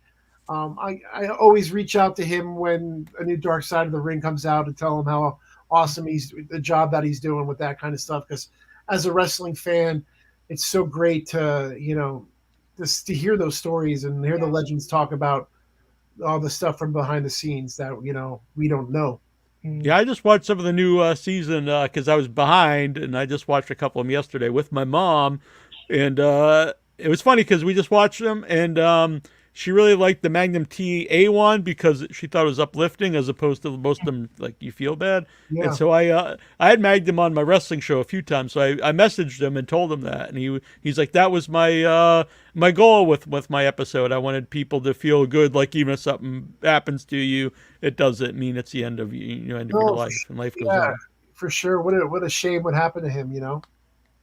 And I've met him at conventions and like had him on the show, and he's always very upbeat and has had a really good life, even though he, Yeah, I mean that's the thing, paralyzed. when life throws you lemons, you make lemonade, and we don't know what's going to happen after that, like that's a crazy thing about life. One minute we're here, the next we're not. That's why we just have to make sure that we do our best to be the best people that we can be, create what we need to create, or get your podcast out there and let people know, what you think is awesome, and turn people on. And life is an amazing thing, and that's why I as much as I love the darker side of stuff, I also like uplifting movies and stories and books and things like that, because I just don't want to be sitting in a room full of gloom and doom.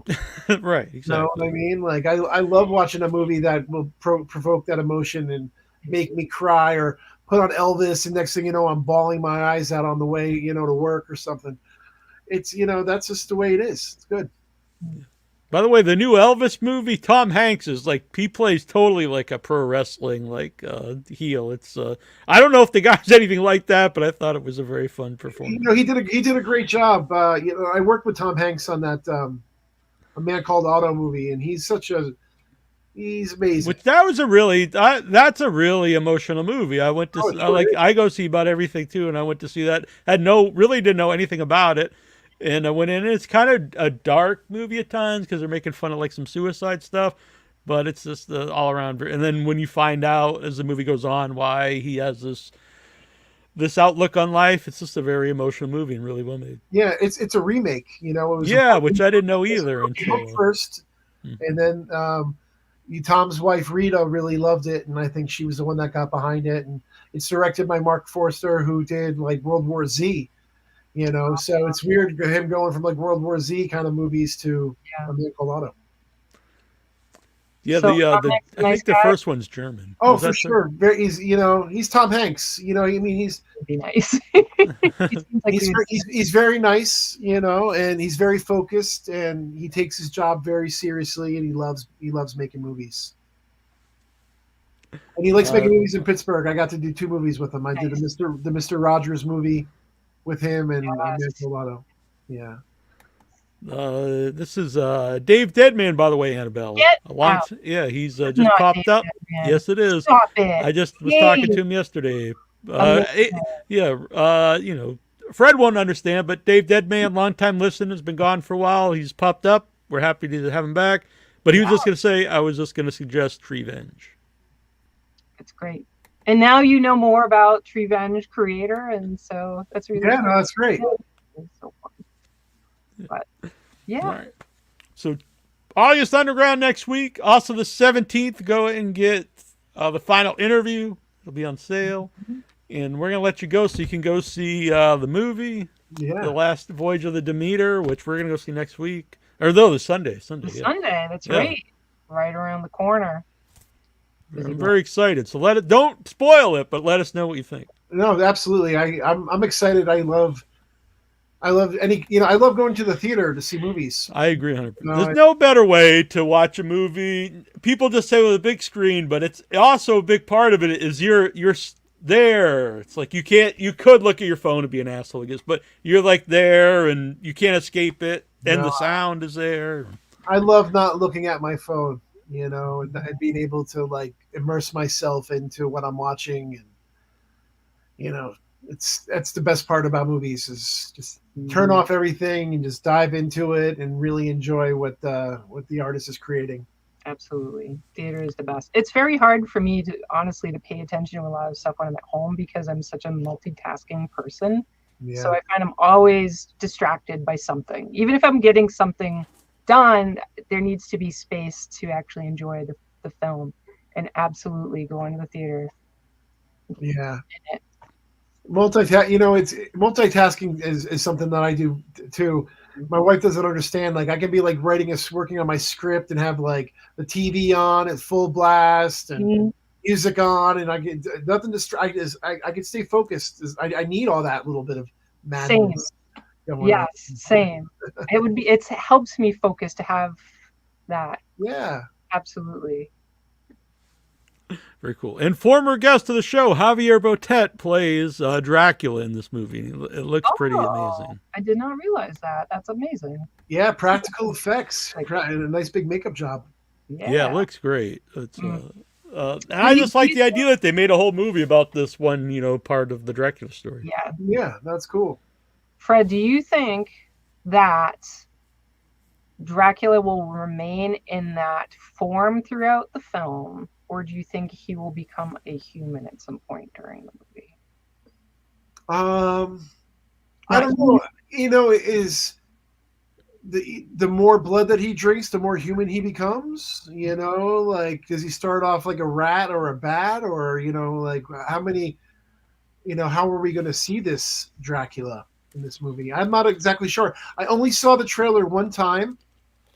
And that's the thing, is I try not to watch trailers. I agree 100%. Yeah. Yeah, they give you the whole movie. So like I was at the theater. I forgot what I was seeing, but it was they showed the trailer for it, and I try to stay away from it ever since. I don't like to be spoiled. Yeah, I remember when the new one of the new remakes of Carrie came out, and so I already know the movie Carrie, and so they're showing the trailer, and I'm like, they're showing the whole movie. What are they going to show? Even the blood scene? And they did. Yeah. And I was like, they literally just showed like a 2-minute version of the movie. Yeah, I hate that. Yeah, the marketing departments think we're stupid, and we just gotta just show you everything. All right. So this has been great, and we should do it again sometime. Maybe after Annabelle sees the final interview. And Yes. Wonderful. I'm excited. It was definitely great chatting with you guys. I'm glad I got a chance to talk to you guys tonight and let the people know what's going on in my world. So yeah. Excellent. So we're going to play music of the month here, Hellbender. You don't have to stay for the whole thing, but I would recommend you stay for the first 45 seconds, because when I was putting this together, how I do it, when we take a break, I play a song, and I'd like to put some pictures from our guest's movie, like at the beginning, and maybe some stuff we're plugging, and then the pictures of the band at the end. And when I was putting this together, the music, along with stills from Autumn Underground, it really works in a very strange way, and it's disturbing. So just the first 45 seconds.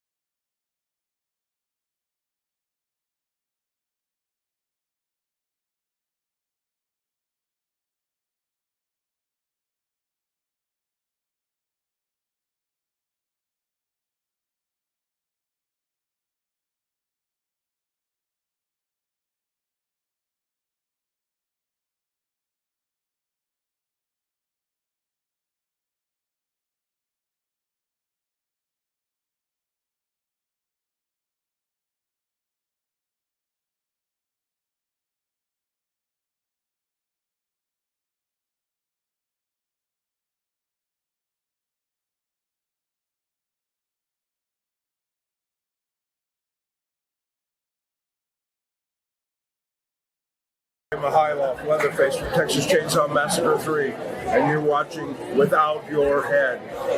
And you will be watching without your head if you don't watch without your head. He's such a cupcake. That was a very fun. That was a great interview, Fred Vogel. He said, "I hope I was good." Of course you were. That was great. Yeah, that was fantastic. It was excellent. I really enjoyed talking with Fred. Yeah. So, yeah. Hope we can have him back on sometime. There's a previous audio interview about the final interview with the two leads. But yeah, it's a great movie. A lot of good movies spoken of. I felt like that was a very inspirational for filmmaking and artists. I agree 100%. I really enjoyed that conversation quite a lot. And it looks like there's people in the audience who are pretty happy with it too. Yeah. So I watched all three last night, which was that's a weird time to watch all three August Underground movies in a row. And I'm scared. I have to say, I'm scared, but I feel like I like it a lot better. I know last week I was like, I don't know how I felt about the movie, but it's definitely not for everyone, but it's a very effective movie. But it's definitely not going to be for everyone. I'm going to prep myself emotionally. I'm going to have an aftercare plan for myself. Yeah, and it's the little banner I made, I thought it was interesting because I thought it was a cool picture I found from the movie, and then I noticed his picture on his Facebook. It was like almost a similar like he's on the one edge of the corner of the screen, but it's of him now and he's happy, and I just thought it was kind of fun to put them next to each other as then and now. But yeah, I don't know when I was putting together that little video here in between, the music with some of the stills was very it fit, and it was like, whoa. I actually took some of the stills out just because they were pretty graphic, so I didn't want to have too much graphic stuff on the show. But I don't know if we're supposed to call Horror Biz Dave in any way. Dave, non-Dave. Let me know in the comments what we should say. I don't want to unmask you, but I bring that up because he comments about Hellbender's dope and learned about them from last driving with Joe Bob Briggs. I wonder who had them first. They were on the show first, but they did play their music on Joe Bob, which is very cool. It's so good. I love it, genuinely, in Hellbender music. Sometimes you'll get a band movie combo, and it's yeah, that's fine, but I really like Hellbender. Yeah, and Toby sent me a collection of music that she thought it would show all their different type of sounds. So we'll be playing. We'll get 2 tracks tonight, and then some tracks coming up. Excellent. And I think we're going to also use them next month, since this will be a short month of shows. Yeah, that's fantastic. And they'll be on next month. I mean, next week. Yeah. Next week. Don't have anyone amazing next week because I won't be here. Oh, well, the Addams Family's on next week. They're not on next week. Stop it. Yeah, I will not be here. There's nothing I can do about it. No, well, they're on live next week. Maybe Thursday. No, Thursday will be fine. Never mind. I take it back. I will be here. All right. Yeah, they'll be here. That'll be our last live show. Yeah. Busy goings on. Oh, I appreciate this, Pepe, about watching. If you could toss that up there, that's great from Pepe. I usually watch cartoons after a good desensitization. Yeah, I think that's a great idea.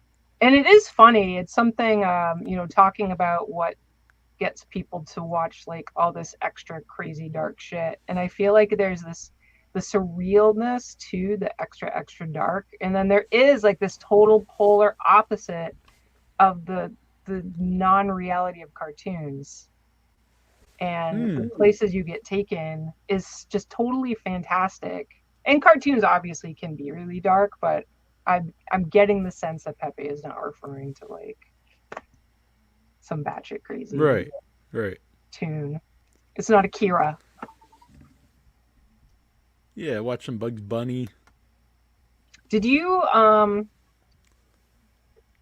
won't go too far off of our actual topics, but for whatever reason, last night it came into my mind. Do you remember the old Hanna-Barbera Saturday morning cartoons?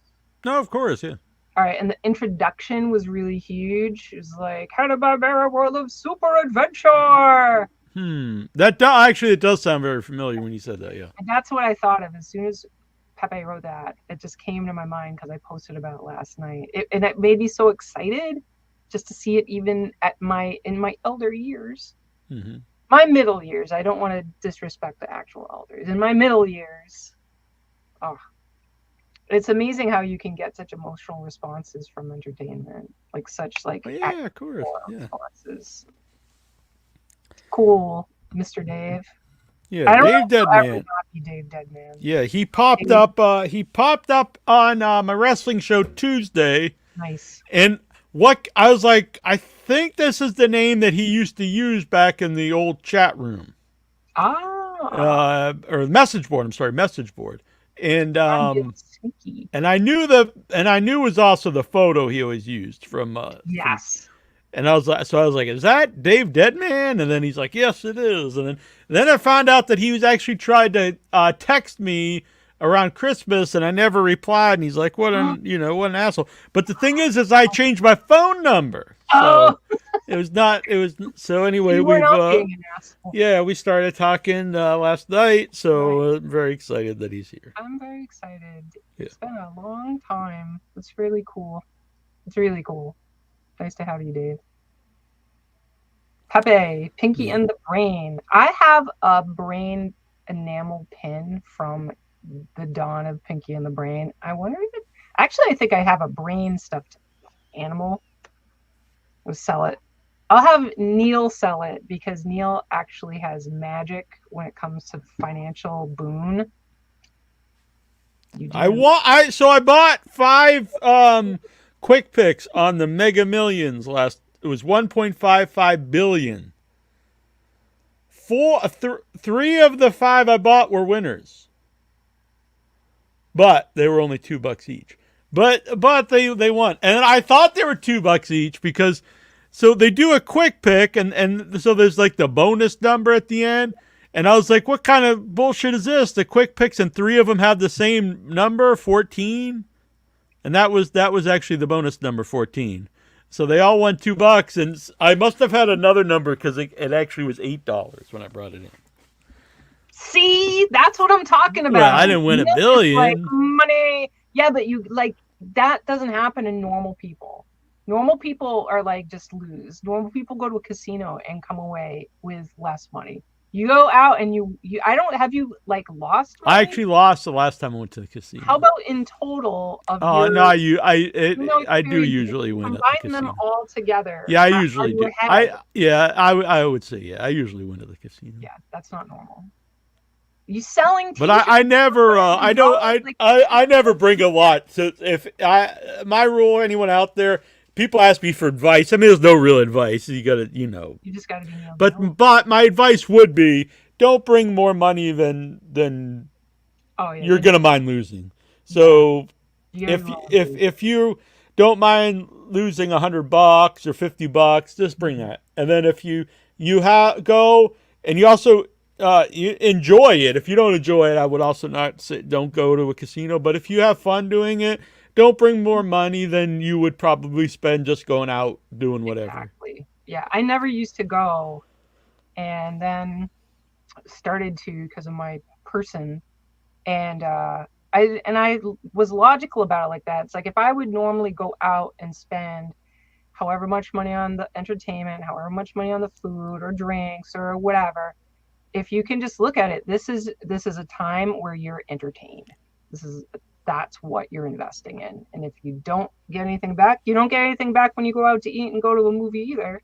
Right. So it's for the experience. Exactly. Experience. That's why sometimes in Boston, if I'm going to be there all night, I just go to the casino because I'm like, well, I can't get it used to be I could find $30 rooms or something. Those days are long gone. Mhm. In fact, I would spend more money in a hotel for one night than I'm going to spend at the casino, and I've got no shot of winning sleeping in a hotel room, winning money. And so I was like, might as well just go hang out at the casino for the night. And you don't need to sleep either, so that helps. No, I thought as I got older that would be an issue. I probably can't do like 3-nighters like I used to, but I have no problem staying up a day. I used to be able to stay up like 3 or 4 days, or maybe not 4, but I used to easily stay up 2 or 3 days, no problem. People like start to lose their minds with no sleep, which maybe was the case for you at that time. In retrospect, perhaps consider that. Yeah. But a day is fine. I don't have a problem with that. I mean, I don't do it like all the time or nothing, but it's not a big deal. Romantic comedy after watching. I brought back Drinking with Jack, because everyone wanted me to do Drinking with Jack videos, so I brought it back. Like, what are you doing, drinking again? No, I was drinking, but not alcohol. So I reviewed an energy drink, and then everyone started yelling at me that like these energy drinks will kill you. It's on the In Your Head YouTube, and the guy's like, because I was drinking it, and I was like, this is weird. On the back it says you're going to be 18 or older to buy this energy drink. I was like, what the hell is in it? And someone was like, oh, it's because it's got so much caffeine. So it had 200 milligrams of caffeine. And I looked it up, and like a regular cup of coffee is like 95, and that's for a 6-ounce cup. So it's like it's like 2 cups of coffee. That's not that big of a deal. But what my point was, though, I was like, you could be a kid or a teenager and go buy, like a triple espresso or something. They're not going to say you can't buy this. Caffeine. There's so much other shit in those energy drinks. It's not something. Oh no, I'm not. I said nothing. They're not that. They're not. Yeah. I just get one every once in a while, especially when I see some whacked out flavor that I have to try. So I had to try the Swedish Fish Ghost energy drink. I think that for Drinking with Jack, where you used to actually make drinks, right? Right. Make mocktails. Make something instead of Instead of popping open a can. I mean, you can do that too, but I think that would be amazing. Like when we go out, it's like a pleasant surprise to you if there's mocktails, and you could do them that fit your dietary lifestyle as well, because you're not alone. That's true. Because a lot of them are also loaded with sugar, the mocktails. So I try to avoid a lot of those too. You'd be all crafty and clever. Who's being judged? I wasn't judging. Oh, I'm not talking about you, Pepe.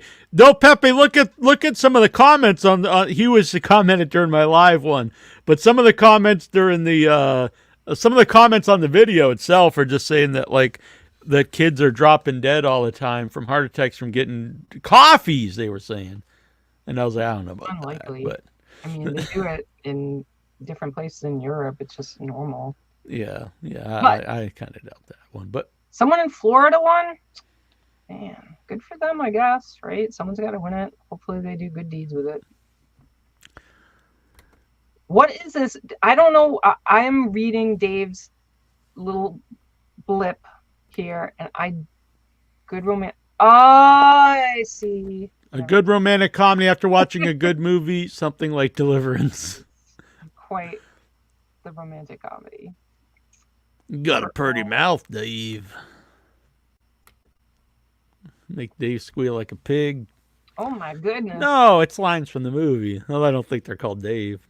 But probably not Dave. No. So I do want to mention this Saturday is the first Saturday Night Frights. These are the first 2 coming up, but they both it'll be Bathtub Shark Attack. I like the design of the lettering in the Bathtub Shark Attack. Of course, it's my actual fear from my earliest depths of childhood is shark materializing in a fucking shower. Top fear.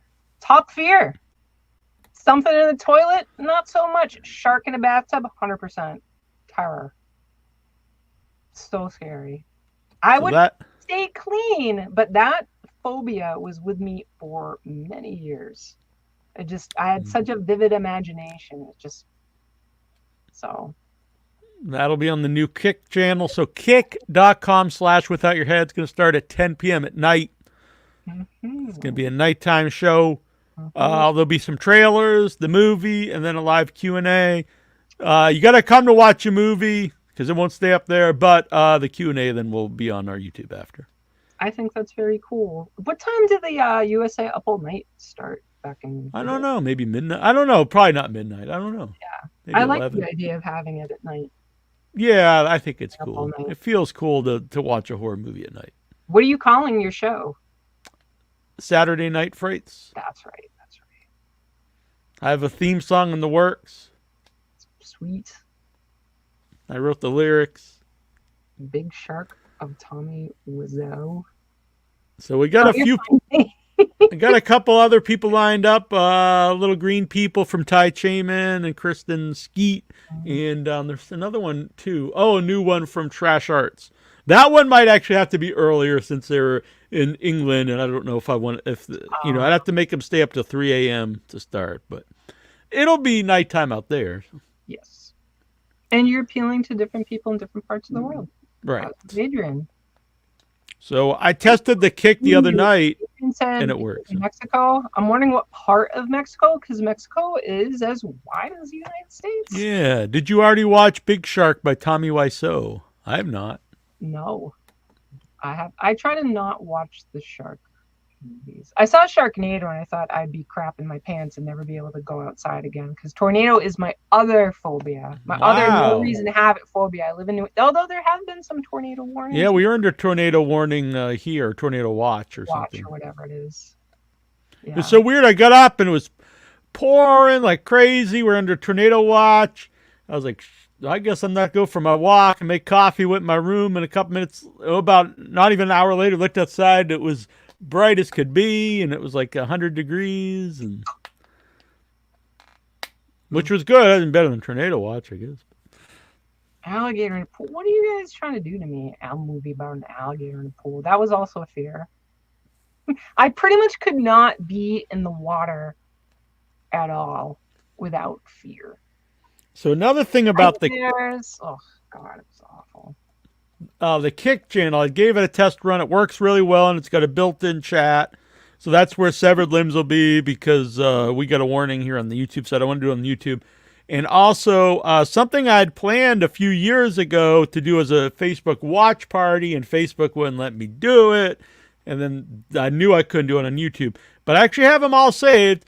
I was going to do the music night. It was almost going to be like a horror music festival where it's a bunch of videos, and Annabelle made the cool logo, and like, I don't know, like over 20 musicians sent me videos for it. And then it was a big bust because Facebook wouldn't let me play his music, but Kick well.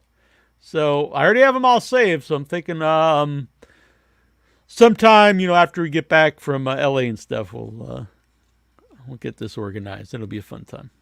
For advance notice, people who are going to join, make an account for Kick, because you need to make an account to join. So I don't think it's terribly intrusive. No, I think it's, I had joined it previously for the New Village video when they were showing. Ah, yes. That's how I found out about it. So I'm very excited about this film experience happening near the end of the month. So the 24th, I'll be leaving. Abel will be leaving that weekend. We're going to go do Psycho Ape 2, which we met the goal, but it's, things are, because there's a lot of flights involved and people get lodging, and also just the idea of getting the movie not just made for the bare minimum, but getting them made how Greg and Addison would like to see it. So if you would like to donate to the campaign, it's still running. I don't have the link right here, but just look up Psycho Ape 2 campaign. I doubt anything else will come up. And there's lots of cool perks. There's fun perks. So go and donate if you like. Yeah. And if you can't, share it. That's true as well. But I'm really looking forward to it. I don't know what I'm going to do. I'm just going to be there, ready to take direction. Yeah, they need help with the crew. Whatever. So, Pumped. yeah. Super pumped. Oh, And Adrian even- really enjoys Psycho Ape. Nice. Very from nice. the sequel. Hopefully you will enjoy Psycho Ape 2 as well. Yeah, as we were doing our interview tonight and hearing about all the film stuff, I was just like so excited. He's like talking about sacrifices, and I was before this. I'm like, well, my day is off and money. And I'm like, you know what? I am so glad that I am spending my days off, my vacation time on doing it. I'm really excited. So yeah, this will be. I'm glad you're coming out. Be a good time. It will.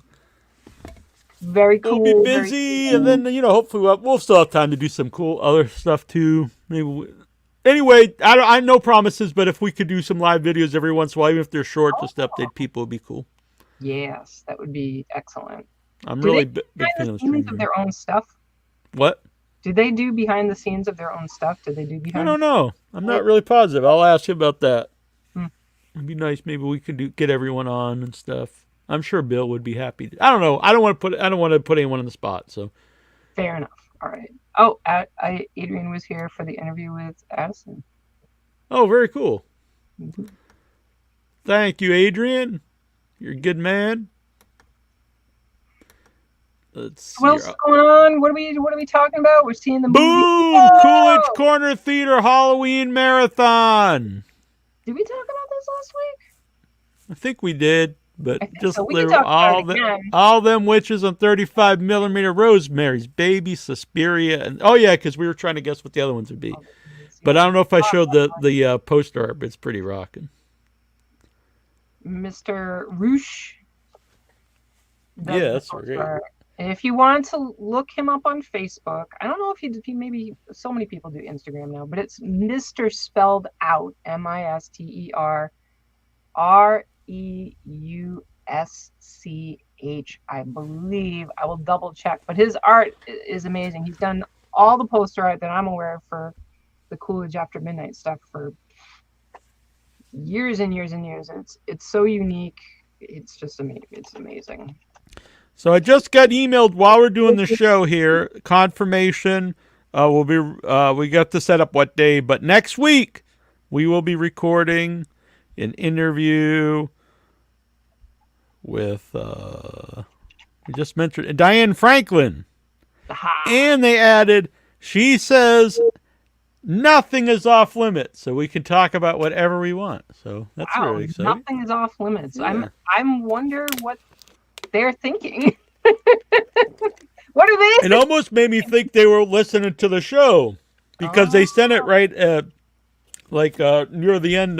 We were still interviewing Fred, but it was during when we were interviewing Fred. It was after 9. So it almost made me think. I don't know. Maybe because I brought her up. Maybe it made me think. Maybe we thought maybe we couldn't talk about. I don't know.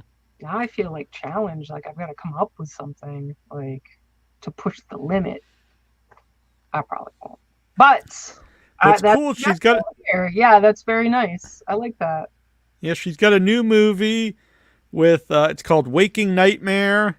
She's in it, and David Naughton from American Werewolf in London. No way! Very cool.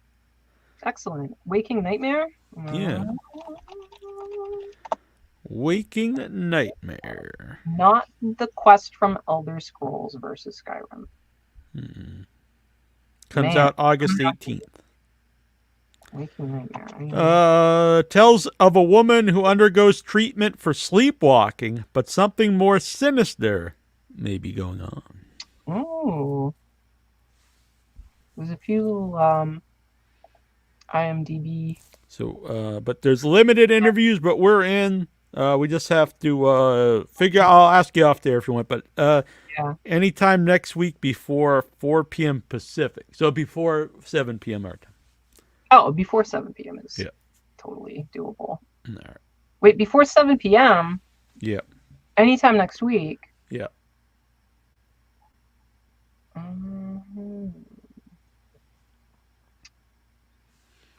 Let me know if something works, and we'll figure it out. I will think about it. Boom! Look at this. A Mad Monster in North Carolina. Kane Hodder is going to do double photo ops as Uber Jason and as the 8-bit Jason from the old Nintendo game. Pre-Uber. Oh, pre-Uber. Oh, see, so that's from Jason X before he becomes the metallic.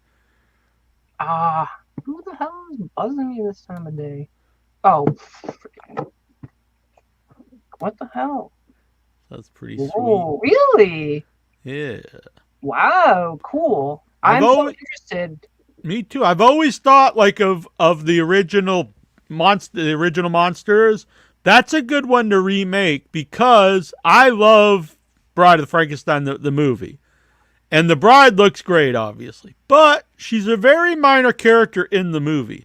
So if you do a new one, you could actually, make her a bigger part of the film and do something new with her. I think it would be awesome if they actually, instead of remaking it, do the story of the bride. Like, where does the bride come from?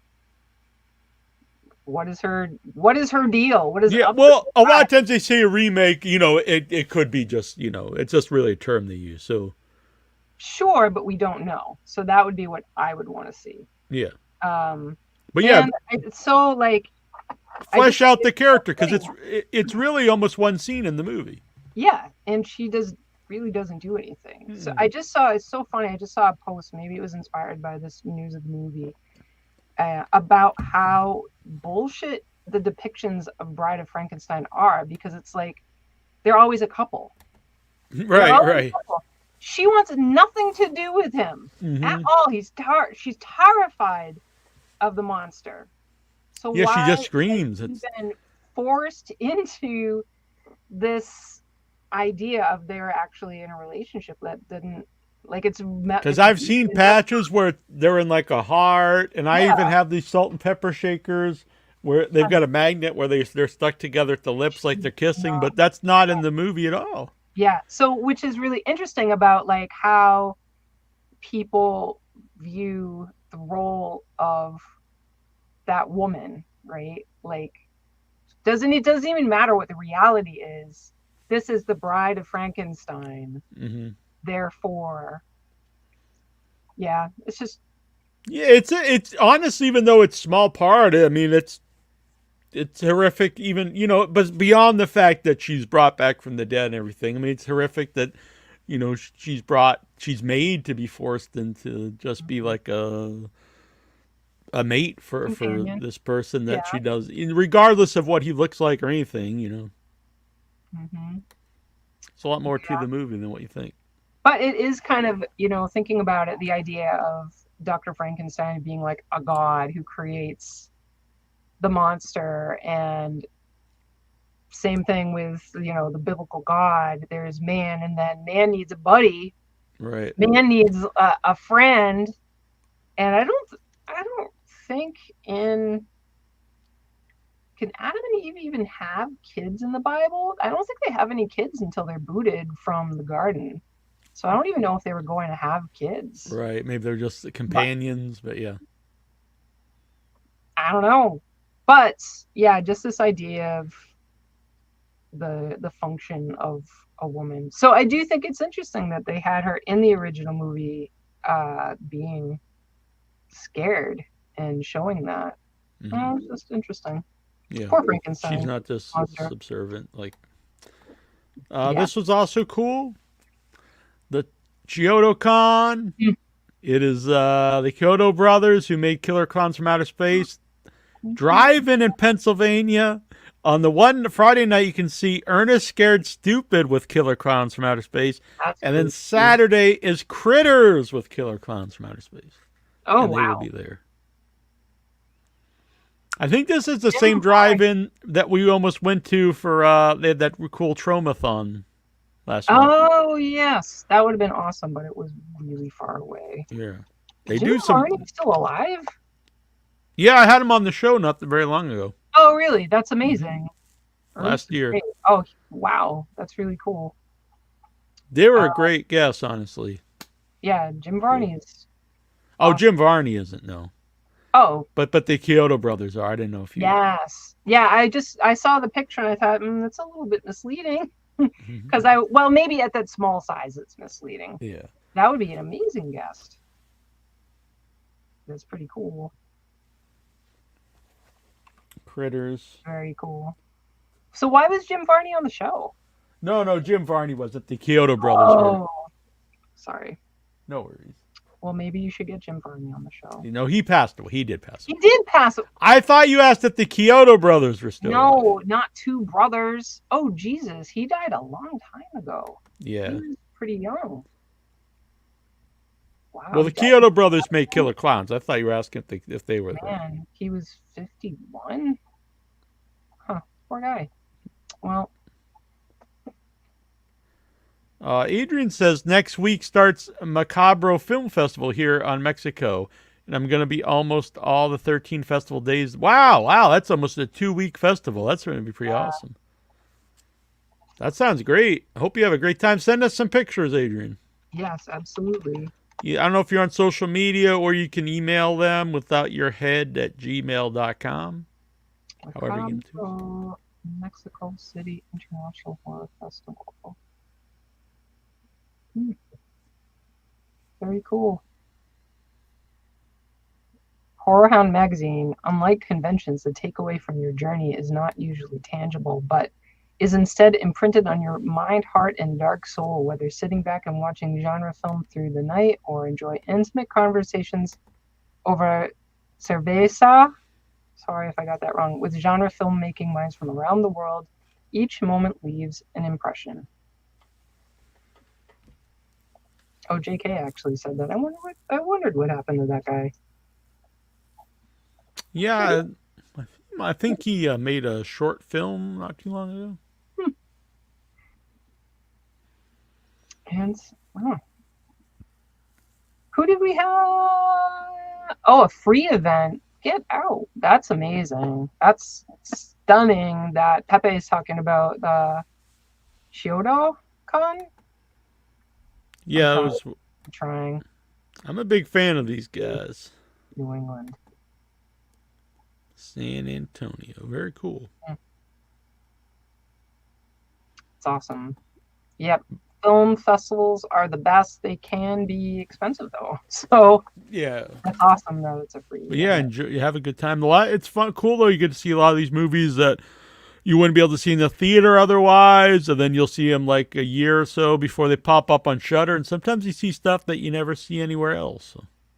It's kind of, I guess, like the idea of spending the money on film festival. Like, it's not practical for the vast majority of people to go to days of film festival. But if you even just took like a day or did the piecemeal of a couple films, it's really is worth it. Like Neil is saying, you're going to see things you're just not going to have access to that maybe will never be released. Because unfortunately, sometimes even very good films do not get wide distribution, if any. And then a lot of shorts, don't, because there's not as many platforms for shorts.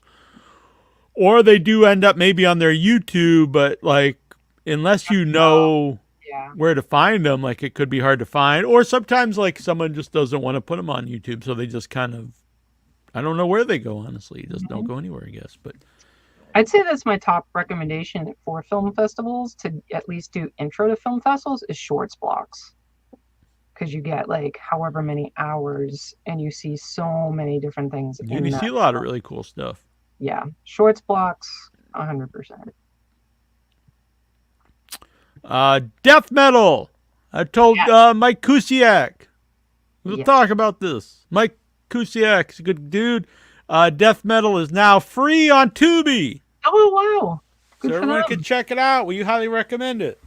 It was very fun. I love that crazy producer dude. Yes, yeah. So I really liked the movie. I really liked the guys when we had them on the show. Apparently, I think we remember us on the show. Mike was actually maybe I talked to him after the show. Mike was at the festival we were at in L.A., but we didn't know him at the time. Really? The one in Hollywood, yeah. When the movie premiered. But yeah, we didn't know him at the time, so He actually lives off. Well, he lives in the area, and so yeah, he goes there all the time. It was kind of funny, I thought. That's very cool. Lately, I've been having such dreams of abandoning my real life, but you need money to abandon your real life. Right. I mean, I guess you don't. You can like wing it and hope for the best. Well, yeah. Hitchhike into a Fred Vogel nightmare. I don't know, but I guess we all have dreams. I've got some stuff I have to edit for some new reviews by Joe Diablo. He sent them yesterday, I think, and also from another new reviewer we have on the website, and that is Todd Yeager. Yes, Todd! I'm so pumped. Todd decided to do it. Yay! So his first one will be coming up, Pig Lady. That should be up by this weekend. I'm gonna try to get it done either tonight or tomorrow. It's exciting. And I just sent him another one, which he's excited about. Awesome! Oh, I'm so happy about that. Yeah, it's a drag queen horror film. I'm happy to have these lovely people in the Without Your Head universe. Yes. And he's all excited. He took a still. And so anyway, he's eating cheesecake while he's reviewing the movie. So it's very fun. It's got to be him. Yeah. Gotta be him. He was asking all stuff, and I was like... I hope he does one in his tub with a cardboard cutout of someone. He's got so many funny videos of himself. Yeah, he was asking, and I was just like, just make it your own. Yes. I told him that. Dude, we want you for you. Yeah. Yeah, I'm just gonna add like a quick little, not like anything long, just a quick little intro to this is blah blah blah. Not me saying anything, just a quick little intro, and then play it up. And yeah. For those who don't know Todd Yeager, who I guess is not present with us in this moment, Todd Yeager was a male gay porn actor for how many years? A long time. I think a long time. I get the impression it was a long time, but I think he mostly did modeling. Oh. And I think only in one film. Oh. But I could be mistaken. I'm trying to remember the name of that one film that I've heard about. But Todd is he's just a massive film lover. He knows so much. Music. He's just a very knowledgeable, fun, lovely guy. Great sense of humor. Super silly, and you could totally find his silly movies and shorts out there. Todd Yeager is ToddJaeger. Great guy. I'm very happy to have him with us. I want Todd and Joe to meet and be dueling information, because it'd be like Siskel and Ebert. Oh, massive repositories of entertainment information, and they're both very silly, and I want to see what happens. I hope they wouldn't be enemies. That would be bad. What if they meet and they become like arch rivals?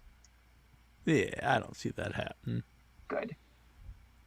I thought you meant meet and they'd do like a Siskel and Ebert show on Without Your Head. That would be incredible.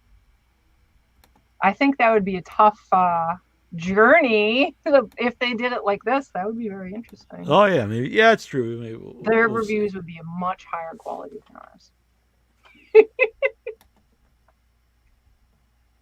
It would be more. Yeah, it depends. For myself, maybe you feel really great about the quality of your review, but I know. Oh, there he is. Odd. He's wearing a shirt. He is. Dang. Well, all right, Todd. He's got his cheesecake. Look at that massive amount of media behind him. Yeah, tons of stuff. I got a spider coming down over my laptop here. He's gonna visit you. Mm-hmm. Saying hello. That little Mr. Spider. Gonna eat the other bugs. Yeah, he's all right. Is it a jumpy spider? It's like a daddy long legs, but Oh, he's small. yeah. Not like a baby, but he's not particularly Just big. a little Yeah. spider. Yeah, it's no big deal. Yeah. Yeah, I don't like furry spider kind of deal or something. What about like a tarantula? I'm not. No, I'm not really a big fan. No, I've never I don't have one or anything, but There's like a big movement for trying to make certain spiders look really cute. Have you seen their they got these big eyes and they're very iridescent and I'll find one for you so you can see. weird. They are pretty cute. And now there's these people making TikTok videos. I think you are gonna really think it's cute. I will send it to you in the Facebook. TikTok is man, all these things are getting uptight. TikTok. My wrestling TikTok got banned. What? There's no they gave me banned. It's completely gone. And I was given no reason. It just says you went against the rule, whatever they say. And so I tried to log on. It says it's completely gone. It doesn't exist. And I was like, well, can I they're like, you can fight it, but you have to log in. And I go to log in, and it doesn't exist. And I was like, well, it doesn't exist. And well, that's because you broke the rules. It's just this big going on and on. You can't do anything, and there's no reason given, no actual reason. And I just got a warning on the without your head one. For what? I posted a trailer for Bathtub Shark Attack, which I actually had on YouTube, and YouTube didn't do anything. It's not graphic. I didn't use a graphic one, so it's very strange. And then I made an 8-bit guy for Sayer Hicks. It's a horror movie in Europe, and they wanted me to make it for them and put it on, sell a shirt. So I did, and they said it was offensive. Where's the picture of that? I'll you get share it. The offensive imagery with. Yeah, I'll get it in a second. That is not the offensive imagery, but I'll get it here in a second. That's very cute. Yeah, you might not want it on you, but it's pretty cute. It is. Yeah, I don't know. It's cute there, but if it was on me, I don't know if I would. That's what I'm saying. It's cute there, not on you. But there's these TikTok videos. There's this one woman. I guess now there's two women, and these little guys are the size of your fingernail, and they're pets, and they're literally on her. It's real weird. The person has a home for them in their house. It's very strange, but kind of cool, I think. So here is the I'm not sure how anyone finds this offensive, but there's gotta be more graphics. I mean, come on. You've got 8 little bits of silver there. That's with 2 little red dots. I don't know. That's just getting insane to me. And where was that banned? Or Amazon. Amazon's stupid. Why? Yeah, on Amazon? Why don't you go to T Public or? I get a bigger cut on Amazon, but the last almost everything I try to put on there lately, they're you're promoting violence and death. Mm-hmm. If you try to put a severed limbs shirt on there with a cartoon, go to Redbubble. It might not be as much. We were talking about this earlier in a separate conversation. It might not be as much money, but at least you have the option to get. Yeah, T Public has been good. That's what I normally use. Is that still something people go to? Yeah, actually, a lot of people left Redbubble because now Redbubble charges you to even have a store. Oh, interesting. Well, screw Redbubble. I actually personally find the quality is much better on TeePublic. I did get a poster from Redbubble and would never get a poster from them ever again because it was so weirdly. It's pixelated, but it's a weird blotchy, grainy Yeah, my shirts I've gotten from TeePublic are really nice. Amazon shirts are very nice too, but they were giving me a lot of issues. TeePublic it is. What else is up? What's happening? What's going on, Neil? Have you seen Gus lately? No, not in a long time, actually. Aw. I haven't seen my cat either. I saw Gus's buddy. I don't know if it's his brother or what, but Gus is a big, fat orange cat. And then his friend or his buddy, his brother or sister, maybe, I don't know, is a big, fat black cat. But he normally stays over in their yard.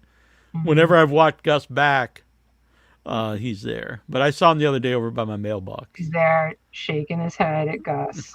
What the fuck, man? I know Gus is still around because I see him over there, but he hasn't been at my house in quite a while. Yeah. What's happening in horror? I'm happy to know that Gus is alive. Yeah. William Friedkin passed away. Yeah. But he was old. Yeah. You know. Lived a good life, made a lot of awesome movies. Yeah, has really, I wonder what it would have been like without the inspiration of his movies. Like even the Ouija board. I don't think there was any Ouija board anything before that. Was that even like a concern? I don't know, honestly, but yeah, I mean, Exorcist, just a masterpiece of filmmaking. Absolutely. And the story would have still existed for sure. Oh, question, because you did read the book. Mm-hmm. Is the Ouija board in that? I don't remember, honestly. If it is, it's probably like in the book where it's in there, but not like in depth. Yeah. But it's very faithful to the book. But obviously a book is always, there's more to it. It's bigger, but very, very faithful. Just I think it's one of the best horror novels I've ever read. I have to pursue that. I've been trying. Unlike Jaws. Jaws is the rare example where the film is far, far superior to the book. I would go so far to say Jaws, the novel, is not good. And I'm not sure why. That actually, I think in a lot of ways, that takes more foresight. Like, oh, this book's fantastic. Let's make a movie. This book is not so great, but maybe I can make something out of it. I don't know. I think that makes sense because sometimes it's like the diamond in the rough. Like, here's the thing. And if I do this and this, then I can elevate it to this new place. That's a nice experience. I've always heard the same thing about Godfather, too, which I've never read Godfather. I started listening in parts to the Salem's Lot audiobook, which is available free on YouTube, thankfully. The reader's great. And because I've heard you talk about this so much, I'm like, I really need to start doing this because I don't take the time to read. An audiobook I can, like you mentioned, not being able to walk into like a Breaking Bad episode, but I can walk in and leave and come back, especially where I've seen Salem's Lot. I find from what I've heard now, it is the movie for what it is in the TV movie, and it's a movie, so obviously it can't do every single bit of the story. I feel like that is incredibly faithful to the book. I think the vampire is much different. The vampire is different, but I haven't heard all of the vampire things yet. So I feel like I'm getting to that place, but a lot of the rest of the story, I feel like it's got the same tone. Is it exactly the same? No. You can't do things in the book that you can't. Sure. You could not do that stuff in the movie. Certainly not in that time. Like if the vampire with that amazing makeup, you'd have to make a sacrifice. You either keep the amazing look, which is terrifying. Oh no, I love it. I'm just saying, I think it's something you could do a new version of because then you actually could make the vampire more like in the book. Yes, but it's sort of like the Pennywises. I actually like both Pennywises. Yeah. The original one I love, the original TV miniseries. I'm not a big fan of the second movie, but the first movie I really liked. But I really like both takes on Pennywise. Where honestly, I do think the newer Pennywise is more faithful to the book, but I love the original take on Pennywise in the made for TV.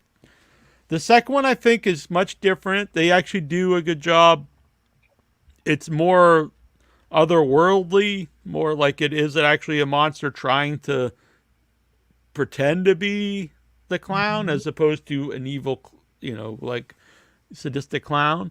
But I like both versions because they are different. Yes. Someone once said, you're either better than, less than, or different than. And I always think that's a good saying because if you try to do the same thing, you're either going to do a better version or you're going to be worse. But if you do something different, and then you're not necessarily compared. Mm-hmm. I think that makes sense. I like it. And that person was Eric Bischoff. Really? Who ran WCW on my wrestling podcast. But I always thought it was a good saying. Yeah, it's excellent. Oh, sorry. I just internet thing happened.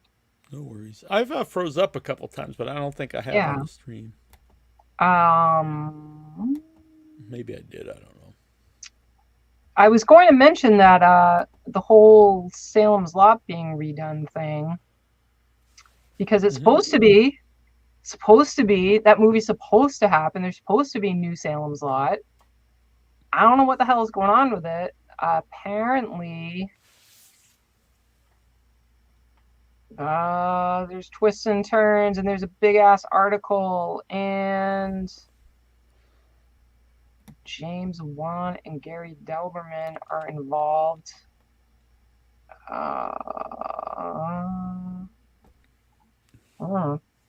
Boston. They've been talking about making it for a while. Yes. And let's see. According to the studio, COVID created delays. And man, this is too long of an article.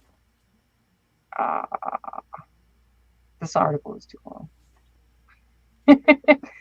It looks like it would be a release in the fall, but the likelihood seems less and less as we're only at the time 3 months away from post Labor Day weekend, and there's been no promotion.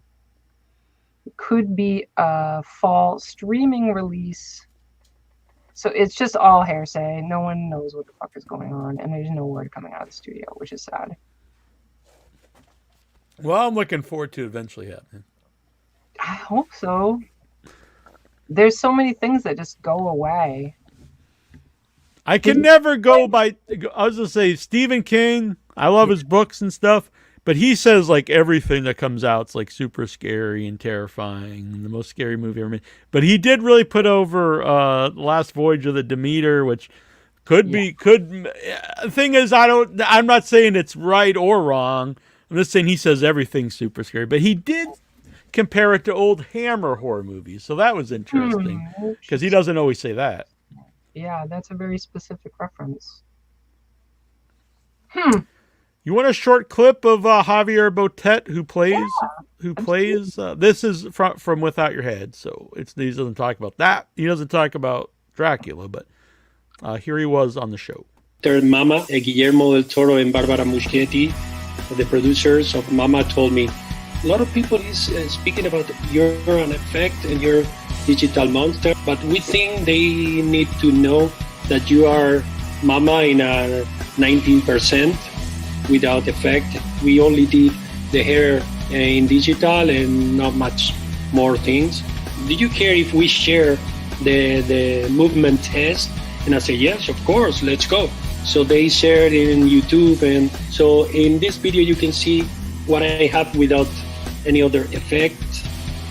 So this video was really the inflection point in my career. Not Mama, only the YouTube video. After hearing this video is exactly when I felt a real change. So yeah, and we saw Mama, the movie Mama, and I would have never guessed when we saw it that was not computer generated. Can you play the movement test? I found it. I probably can't, but well, I'm gonna watch it. for the 2 seconds, or at least a little tiny bit. Ooh, he's scary. I don't want to watch it. No, I'm not watching it. He didn't even start. I just saw him like. Yeah. Really, he's a really cool guy. He had his cat. His cat came and made an appearance on the interview. He's a really nice guy. I love horror, but it does scare me. Some of it does. Well, that's good.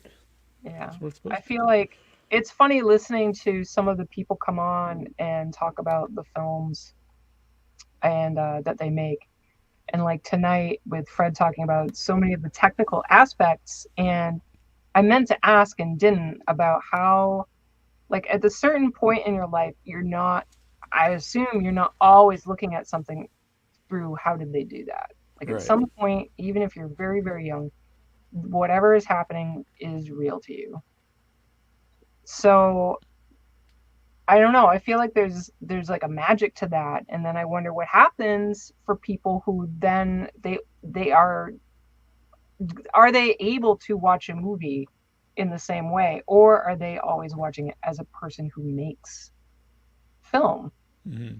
I would think it would be very hard to just sit in the presence of the movie without in your head like, how did they do it? Yeah, this is how. Yeah, and I don't know if you can enjoy. For him, it seems like he really enjoys film, so he must be able to do that. Yes. I don't think you could really enjoy the movies if you didn't.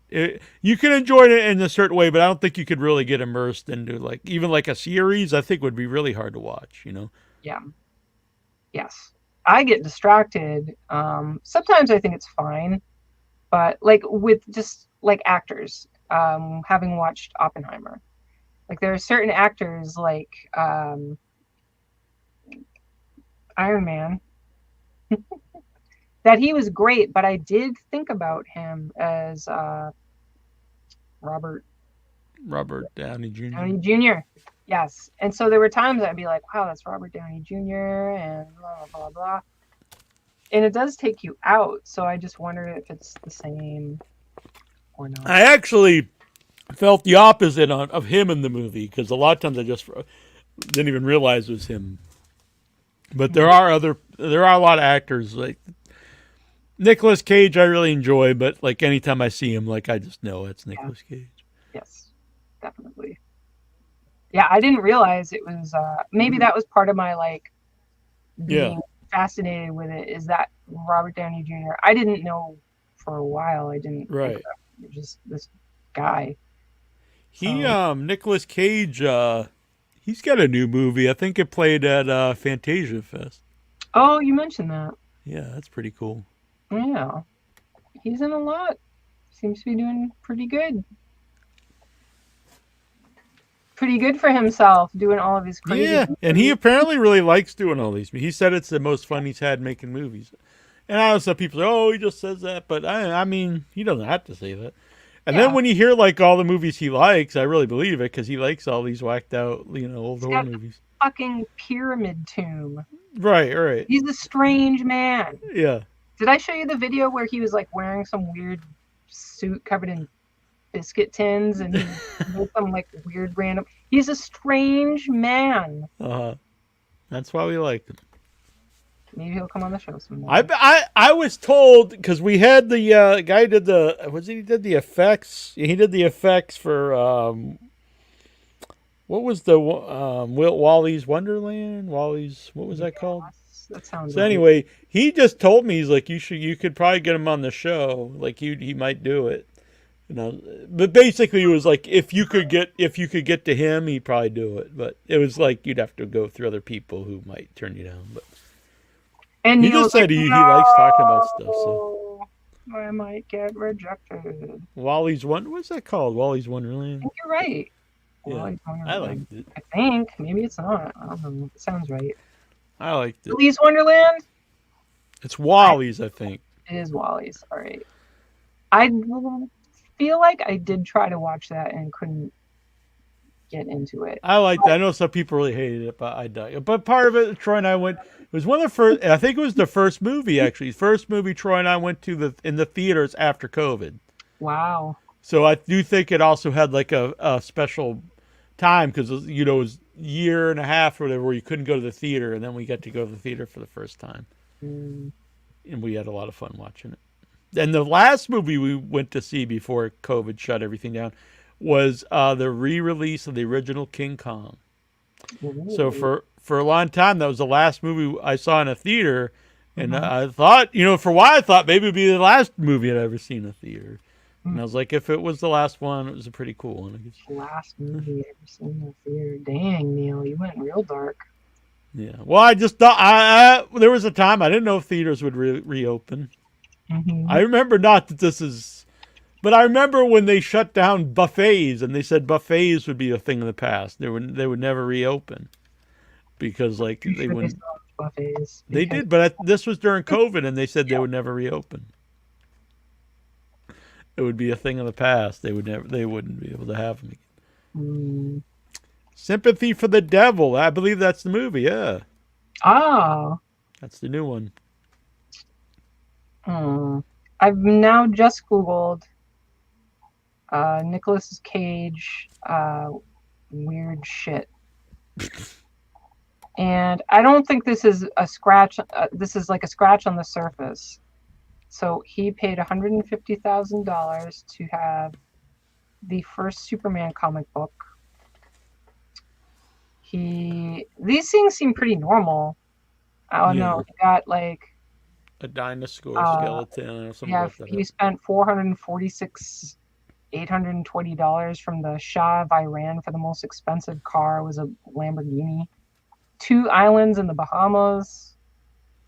Had 4 luxury yachts. A Tarbosaurus head. That was over $250,000. 2 snakes and a pet octopus.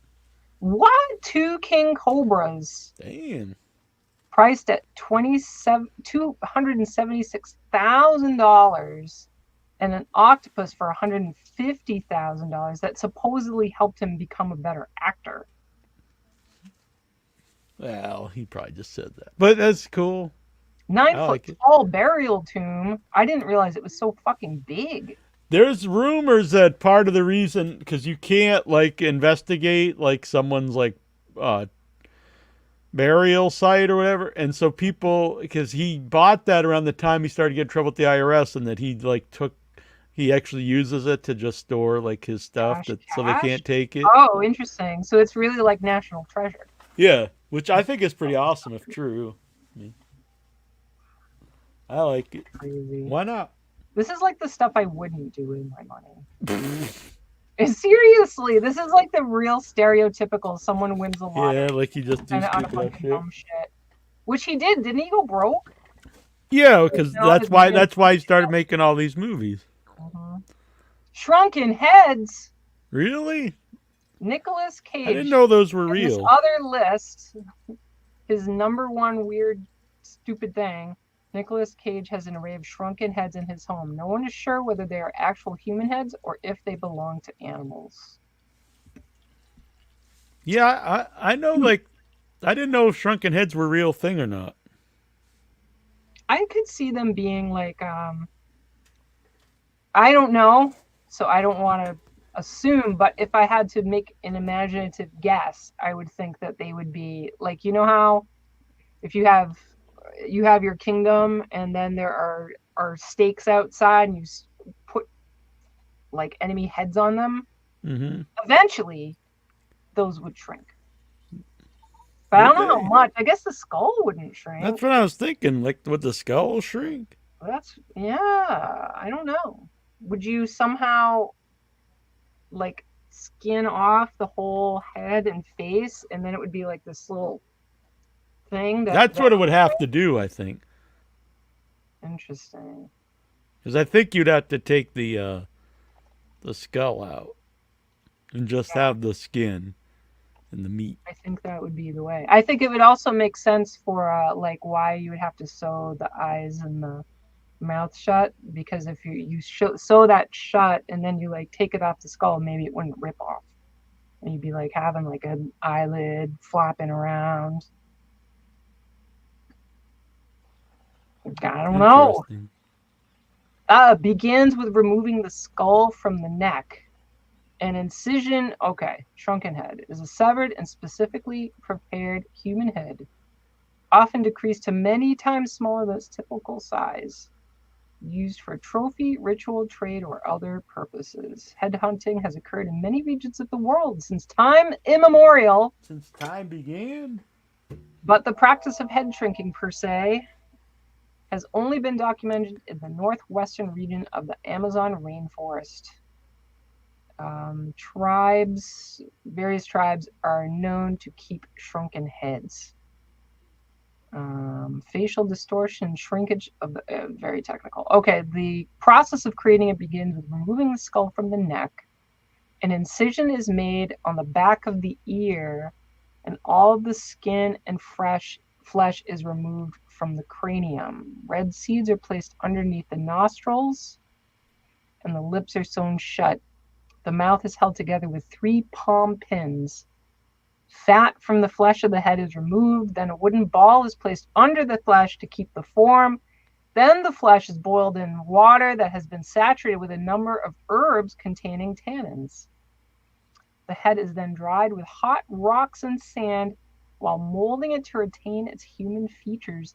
The skin is then rubbed with charcoal ash. Decorative beads may be added to the head. In the head shrinking tradition, it is believed that coating the skin in ash keeps the Musak, Muisak, or avenging soul from seeping out. And then there's So you don't want elevator music getting you? No, right? We best watch out, or we're gonna have some Musaks coming after us. Yeah, I guess no one does like music. You know what's sad though is now as we become older, Musak is the music that we grew up with. So I see what you're saying. Store, like singing songs. Someone posted a similar thing earlier. I saw. I was like, when you turn into the oldies station or whatever, and you expect like whatever, but you get like the Foo Fighters. What? It's like you go to like a classic music channel and you expect like something from the 60s or something, and it's the Foo Fighters. Yeah.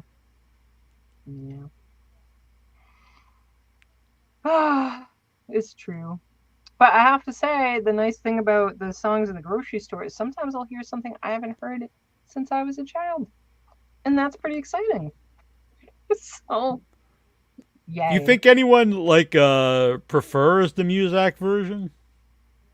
No, they're playing the real things. In my market basket, they play the real version of it. I think they I don't know if they really play Muzak anymore anywhere.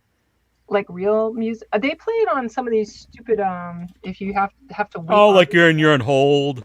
Yeah. Yeah. That's true. Adrian is mentioning Pepe says that shrunken heads are illegal. I'm sure they are. I think any human remains are technically. Yeah, it's probably true. You can't just buy someone's. Yeah. Waiting to watch retirement plan and dream scenario with the director. I'm sick of myself. I'm not sure what that retirement plan. Yes. Which girl is getting attacked and leaves her there to drink a soda? When does this happen? Neil, what am I reading? I'm so far behind on our comments. Where? Pepe, I like when that girl is getting attacked and he just leaves her there to drink a soda. I'm not sure what that's from. Help! Bring me the head of Neil Jones. Without your head. Hey, there you go. It's true. I once I had the idea that I would for the banners for the show, I would like do a Photoshop of like the torso of the guest and their head cut off, but not even show the head. And then like it was funny to me because like you wouldn't even see their face, but also at the same I was like, I don't know how it would be funny to me, but I don't know, like just I guess you just have like a t-shirt. I did one of me. I don't know where it would be, but I did one of me once, and it's just my torso with my head cut off, and it's all bloody. And it was funny to me, but I don't know. It's funny. Yeah. It just isn't compatible with promotion. Right. Yeah. Like, hey, check out this interview with Wes Craven. Wes Craven, when we started the show, I had got not from him himself, but his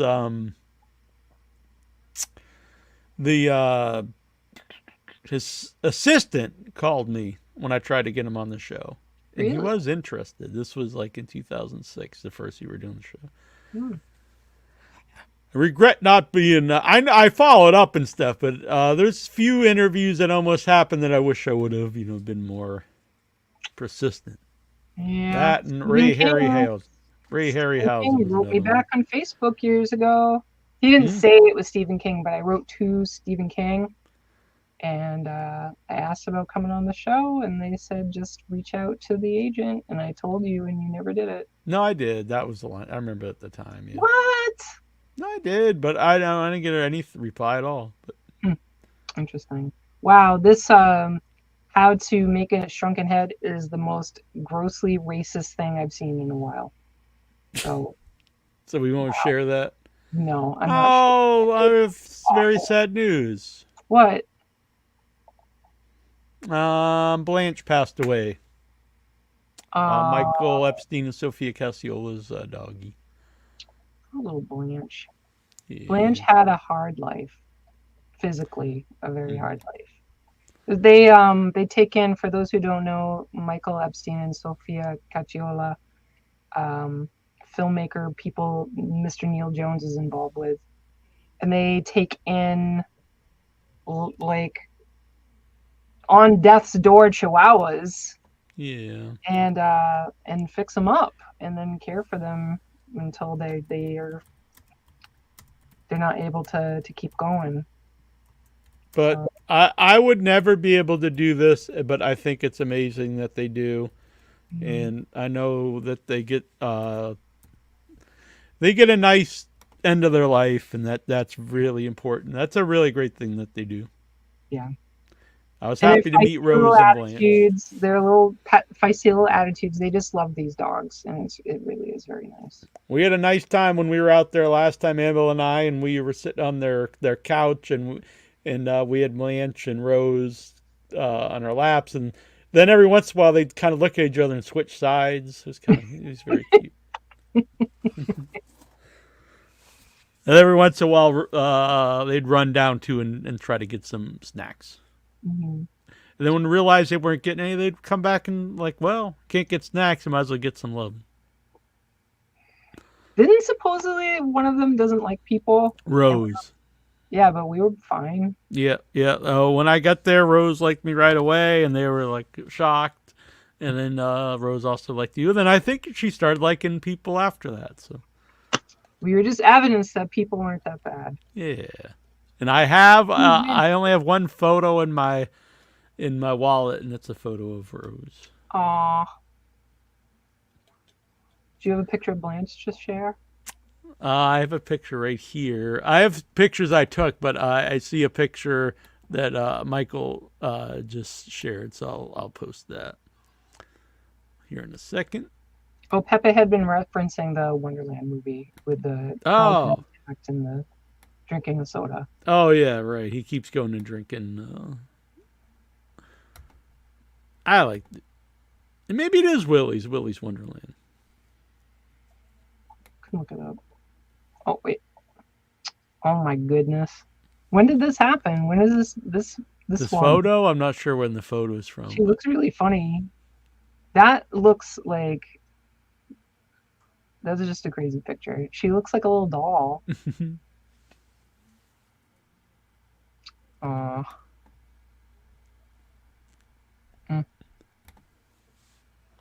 What else has happened before I have to head out for the evening? It's getting late here, so we'll have the Addams Family next week. We'll be interviewing Diane Franklin. I need to get back on a date, so if you can send me a message after the show here.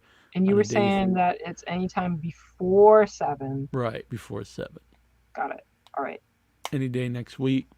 There's limited ones, but they're getting us in because they like us, so that's cool. Next month, Gary Sherman's going to come on the show. Last year was the 40th anniversary of Well, it's the 50th anniversary of definitely a Deathline, and the 40th anniversary of Vice Squad, and he's also involved in a lot of cool movies. I've talked to him. I had him actually on the show one other time, but it wasn't an interview with just him. It was like it was multiple people from a documentary, and he was very cool. And I started talking to him since then, and we were trying to set up an interview for the last 2 or 3 years, and for whatever reasons, things kept coming up. But he's all set. He's going to be on the show live in September. Nice, cool. So that'll be very. So a lot of cool stuff coming up. Yeah. A lot of good things. We're headed towards fall. So yeah, lots of Halloweeniness.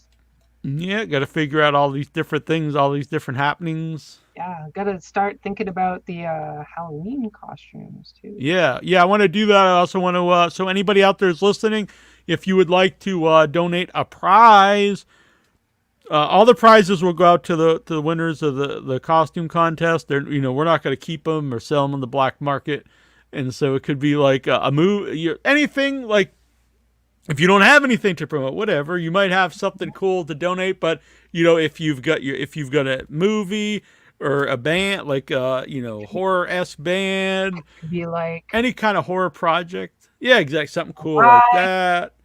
Yeah, it could be, it's totally fine if it's promoting your thing. So it's like a hat or a button from your movie, or a CD from your band, anything like that. Or you can even think out of the box, whatever it is.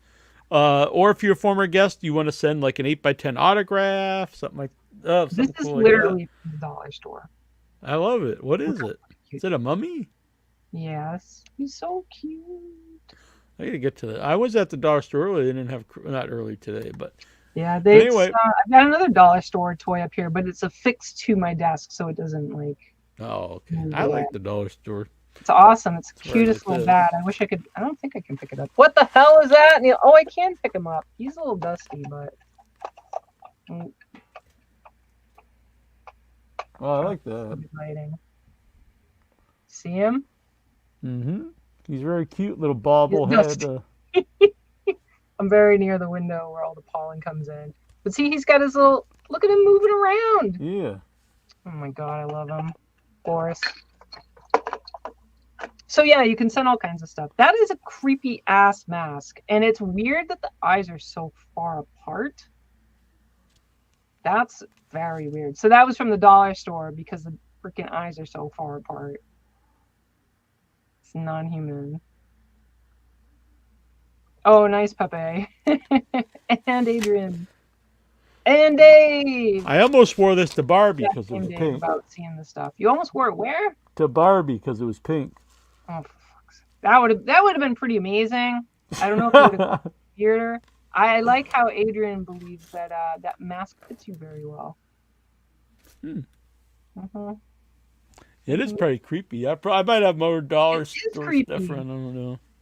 Maybe That not. weird, wide, far apart eyes is very strange. It is. It's a weird thing. They say interview, guys. animals. Oh wait, I'll forget it. Eyes thing. Oh yeah. I'm overtired. Thank you, man. My buddy, our buddy here, Dave Deadman. Very happy to see Dave again. Yeah. Very happy. I've been wondering about Dave for a long time. So nice to see you, Dave. And nice to see everybody. Thanks so much for everybody who's been here for the whole show. People who are tuning in after the recording, just everybody who's watching this. And I really hope you enjoy it. It's fun to do. And we're just going to keep doing We're going to keep on doing it. Mhm. So subscribe here. Smash the like button, as the kids say. Dang, look at Neil Jones. I do that during the intro of In Your Head when Incher's doing his intro. And I mentioned this, I think, a couple weeks ago, but I actually hit the camera one week. And I felt like a total idiot. But I didn't break it. That But, was probably very funny. yeah, it was very funny. And if he does a long intro, I'm all blown up by the beginning of the show. like 5 minutes of shadow box. But so subscribe here, hit the icon, not the internet icon, that little bell icon, and you'll get a notification supposedly when we go live. Hit the like button. It supposedly helps the algorithms, but I will say the hits have been way, way up. So very cool. Thanks, guys. Awesome. I put up our first short because all the kids love shorts. That's what they say, right? They're like 1 all minute. The kids out there loving the shorts. Yeah, and it's actually done pretty good. So that's nice. So what else you got? You've got Instagram. Do you use it at all? Yeah, actually, yeah. The Instagram Reels do really well. How about TikTok? You still got TikTok? Yeah, but I just put a video up and it was like kicked off of it. So we're what's still the there best though. Place to find the Without Your Head content and be notified, because that's withoutyourhead.com, and it will link to you to everything you like. So if you like Spotify, if you like YouTube, if you like Twitter, X, if you like Instagram, wherever it is, Kick. I got to put the Kick link up there as well. I also have a Without Your Head link tree. That's it. That's the new cool thing. So you go to the link tree, link. I don't know. LINK. Anyway, link Without Your Head on Linktree will link it to everywhere. There's 3 Faces of Jones on Cameo. Oh my god. That's what I named it now. 3 Faces of Jones. So you can get Jackie Jones, you can get Nasty Neil, or you can get our audience is like, go. Good night. Or you can get Backwoods Bob. So you can do all that stuff. But later, y'all. But the thing is, why on YouTube here, if you're listening on Facebook at the moment, do go over to YouTube, hit the like button, subscribe, and what will really help, all this other is all bullshit, but you can help share it. So send it out to your friends, to your family, to your enemies. Maybe they will become your friends because they're like, these guys like this really cool show. I'm going to like them now instead of being their mortal enemies. Ooh. No more planning their demise. So, Bruce wanted to pass it along, but he wears shorts. Oh, and thank you, Bruce. Last week, he sent us a super chat. And so nice. He sent me his address. I'm going to send him one of these cool stickers. Sweet. You can have your choice, or maybe I'll send you one of each. And I also have some random, I got a bunch of horror stickers. So I'm going to send you some random horror movie stickers and a cool Without Your Head sticker. So if anybody would like these, super chat $5 or more, and I'll send you one. Now, I'm not selling these for $5. It's that I'm only sending these to people out of a thank you. Yeah. And does everybody also get random horror? Yeah, and you'll get some random horror stickers as well. So you get a bunch of little things and you help the show. It goes to help to support the show because there is a lot of costs involved. But I thank everyone who sends anything in. Saturday, the movie thing? Saturday is Saturday night's all right for frightening. Saturday night's all right. All right. So are you going to be singing a song? I am not. You should. And everyone is dying to hear that. I'm so dying to hear Neil sing it. I got an email the other day. Now, this track has been out for 12 years. And I'm still number 6, not number 1, number 6 on the local hip-hop charts. I was like, damn, that's pretty rocking, I think. So, for the people who don't know, for what? For DJ Curly Mare, Gimme That Fat Ass. I couldn't believe that's like 12 years ago. It went to number 1 at one point on all the hip-hop chart on Reverb Nation. But right now it's number 6 on the local charts. Not like local to sandwiches. I think it's the Cape. Really? Wow. So if people want to hear that masterpiece, where do they go to find it? Just look up DJ Curly Bear and you will find it. There's no other. It's inspired me to write some more tracks. Straight out of Cape Cod, exactly. I actually wrote lyrics for that once. Straight out of Cape Cod comes a silly mofo named Jackie Jones. From the gang called Lobster with Trombones. When the sun's out, to get the grill out. I forget how it goes, but it's been a while since I wrote it.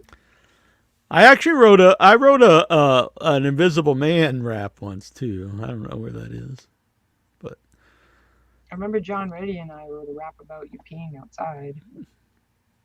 I haven't done that for a while because we're like what do they call that?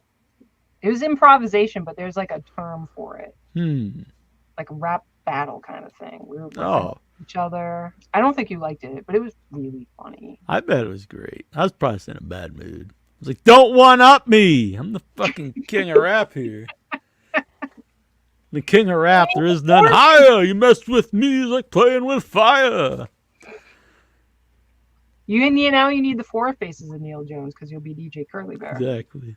It was salty with butter and it was deaf. You proceeded to eat it because you were in the mood. Too bad you didn't read it was a can of dog food. You be illin'. That's Run DMC. That's awesome. That's amazing. I love that rap from that era. Yeah, from the 80s. That's good stuff. Yeah. A whole different thing. Poetry Slam. Man, you talk I'm too gonna try much. to find it because I'm pretty sure I kept it somehow.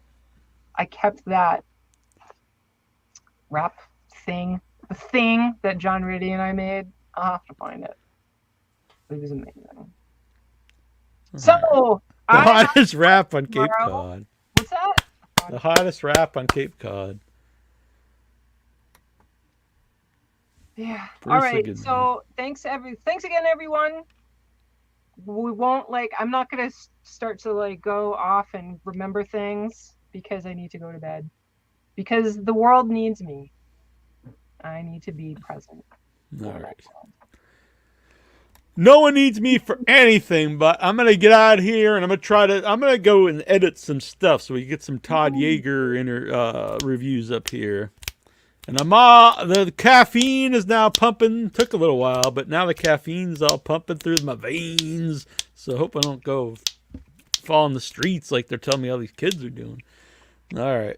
All I had was chai tea. I didn't even have a coffee tonight. tea. I don't know what the caffeine level of chai tea is. It was double spice.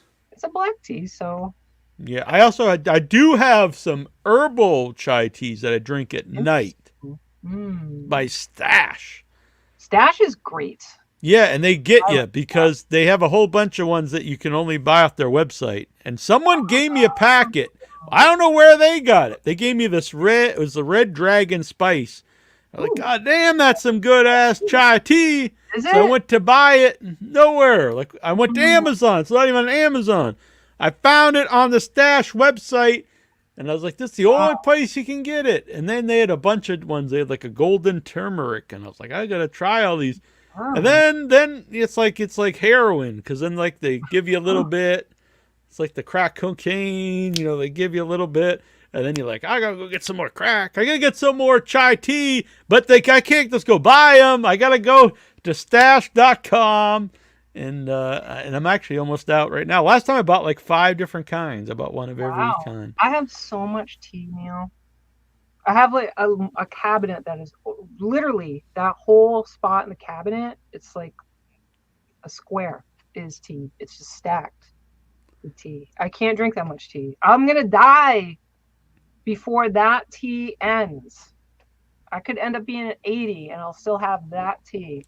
Not if you tried the Red Dragon Spice. You'd be like, I'm just going to drink this. And I go through I don't know if you do, but I'll go through a period where I like one tea a lot and then I totally lose interest. Yeah, because I have a whole bunch of berries English breakfast I was really into. And then it's still fine, but then I got kind of I've had enough of this. Berries as well. Yeah. And I stopped having berries. I'm more doing coffee now. We're still talking and I need to go to bed. All right. You know what was really weird when you had your arms back here? Yeah. Right? And my brain did a thing because your sleeves are black and I imagined your arms as being ears. You'll see. I actually wear 3/4 sleeve undershirts, so the t-shirt's really up to here, but I wear so it just kind of extends the. I kind of like. I see that, and I blur my eyes a little. It's like you have these giant weird. I'm gonna like fly away. Yes. Like There was Dumbo. a Bugs Bunny gremlin that looked like that. Really? Yeah, it was cute. I'm kind of scared. There's a man on the wing of the plane. That's what I think. I just read an article about that, about whoever made that. Oh, I read the story for the first time recently. It's a real famous author that Stephen King was heavily influenced by. And he was really pissed and said just a guy with no costume would have been scarier. The costume. Oh, he's in he looks like a furry. He almost looks like one of the hundreds of beavers. Hundreds of beavers. That was a fun movie. I have to go. Good night, Neil. Good night, Annabelle. Good night, friends. I will see y'all folks sometime in the future. And let me know. Send me a text what day works for you next week before 7. Okay.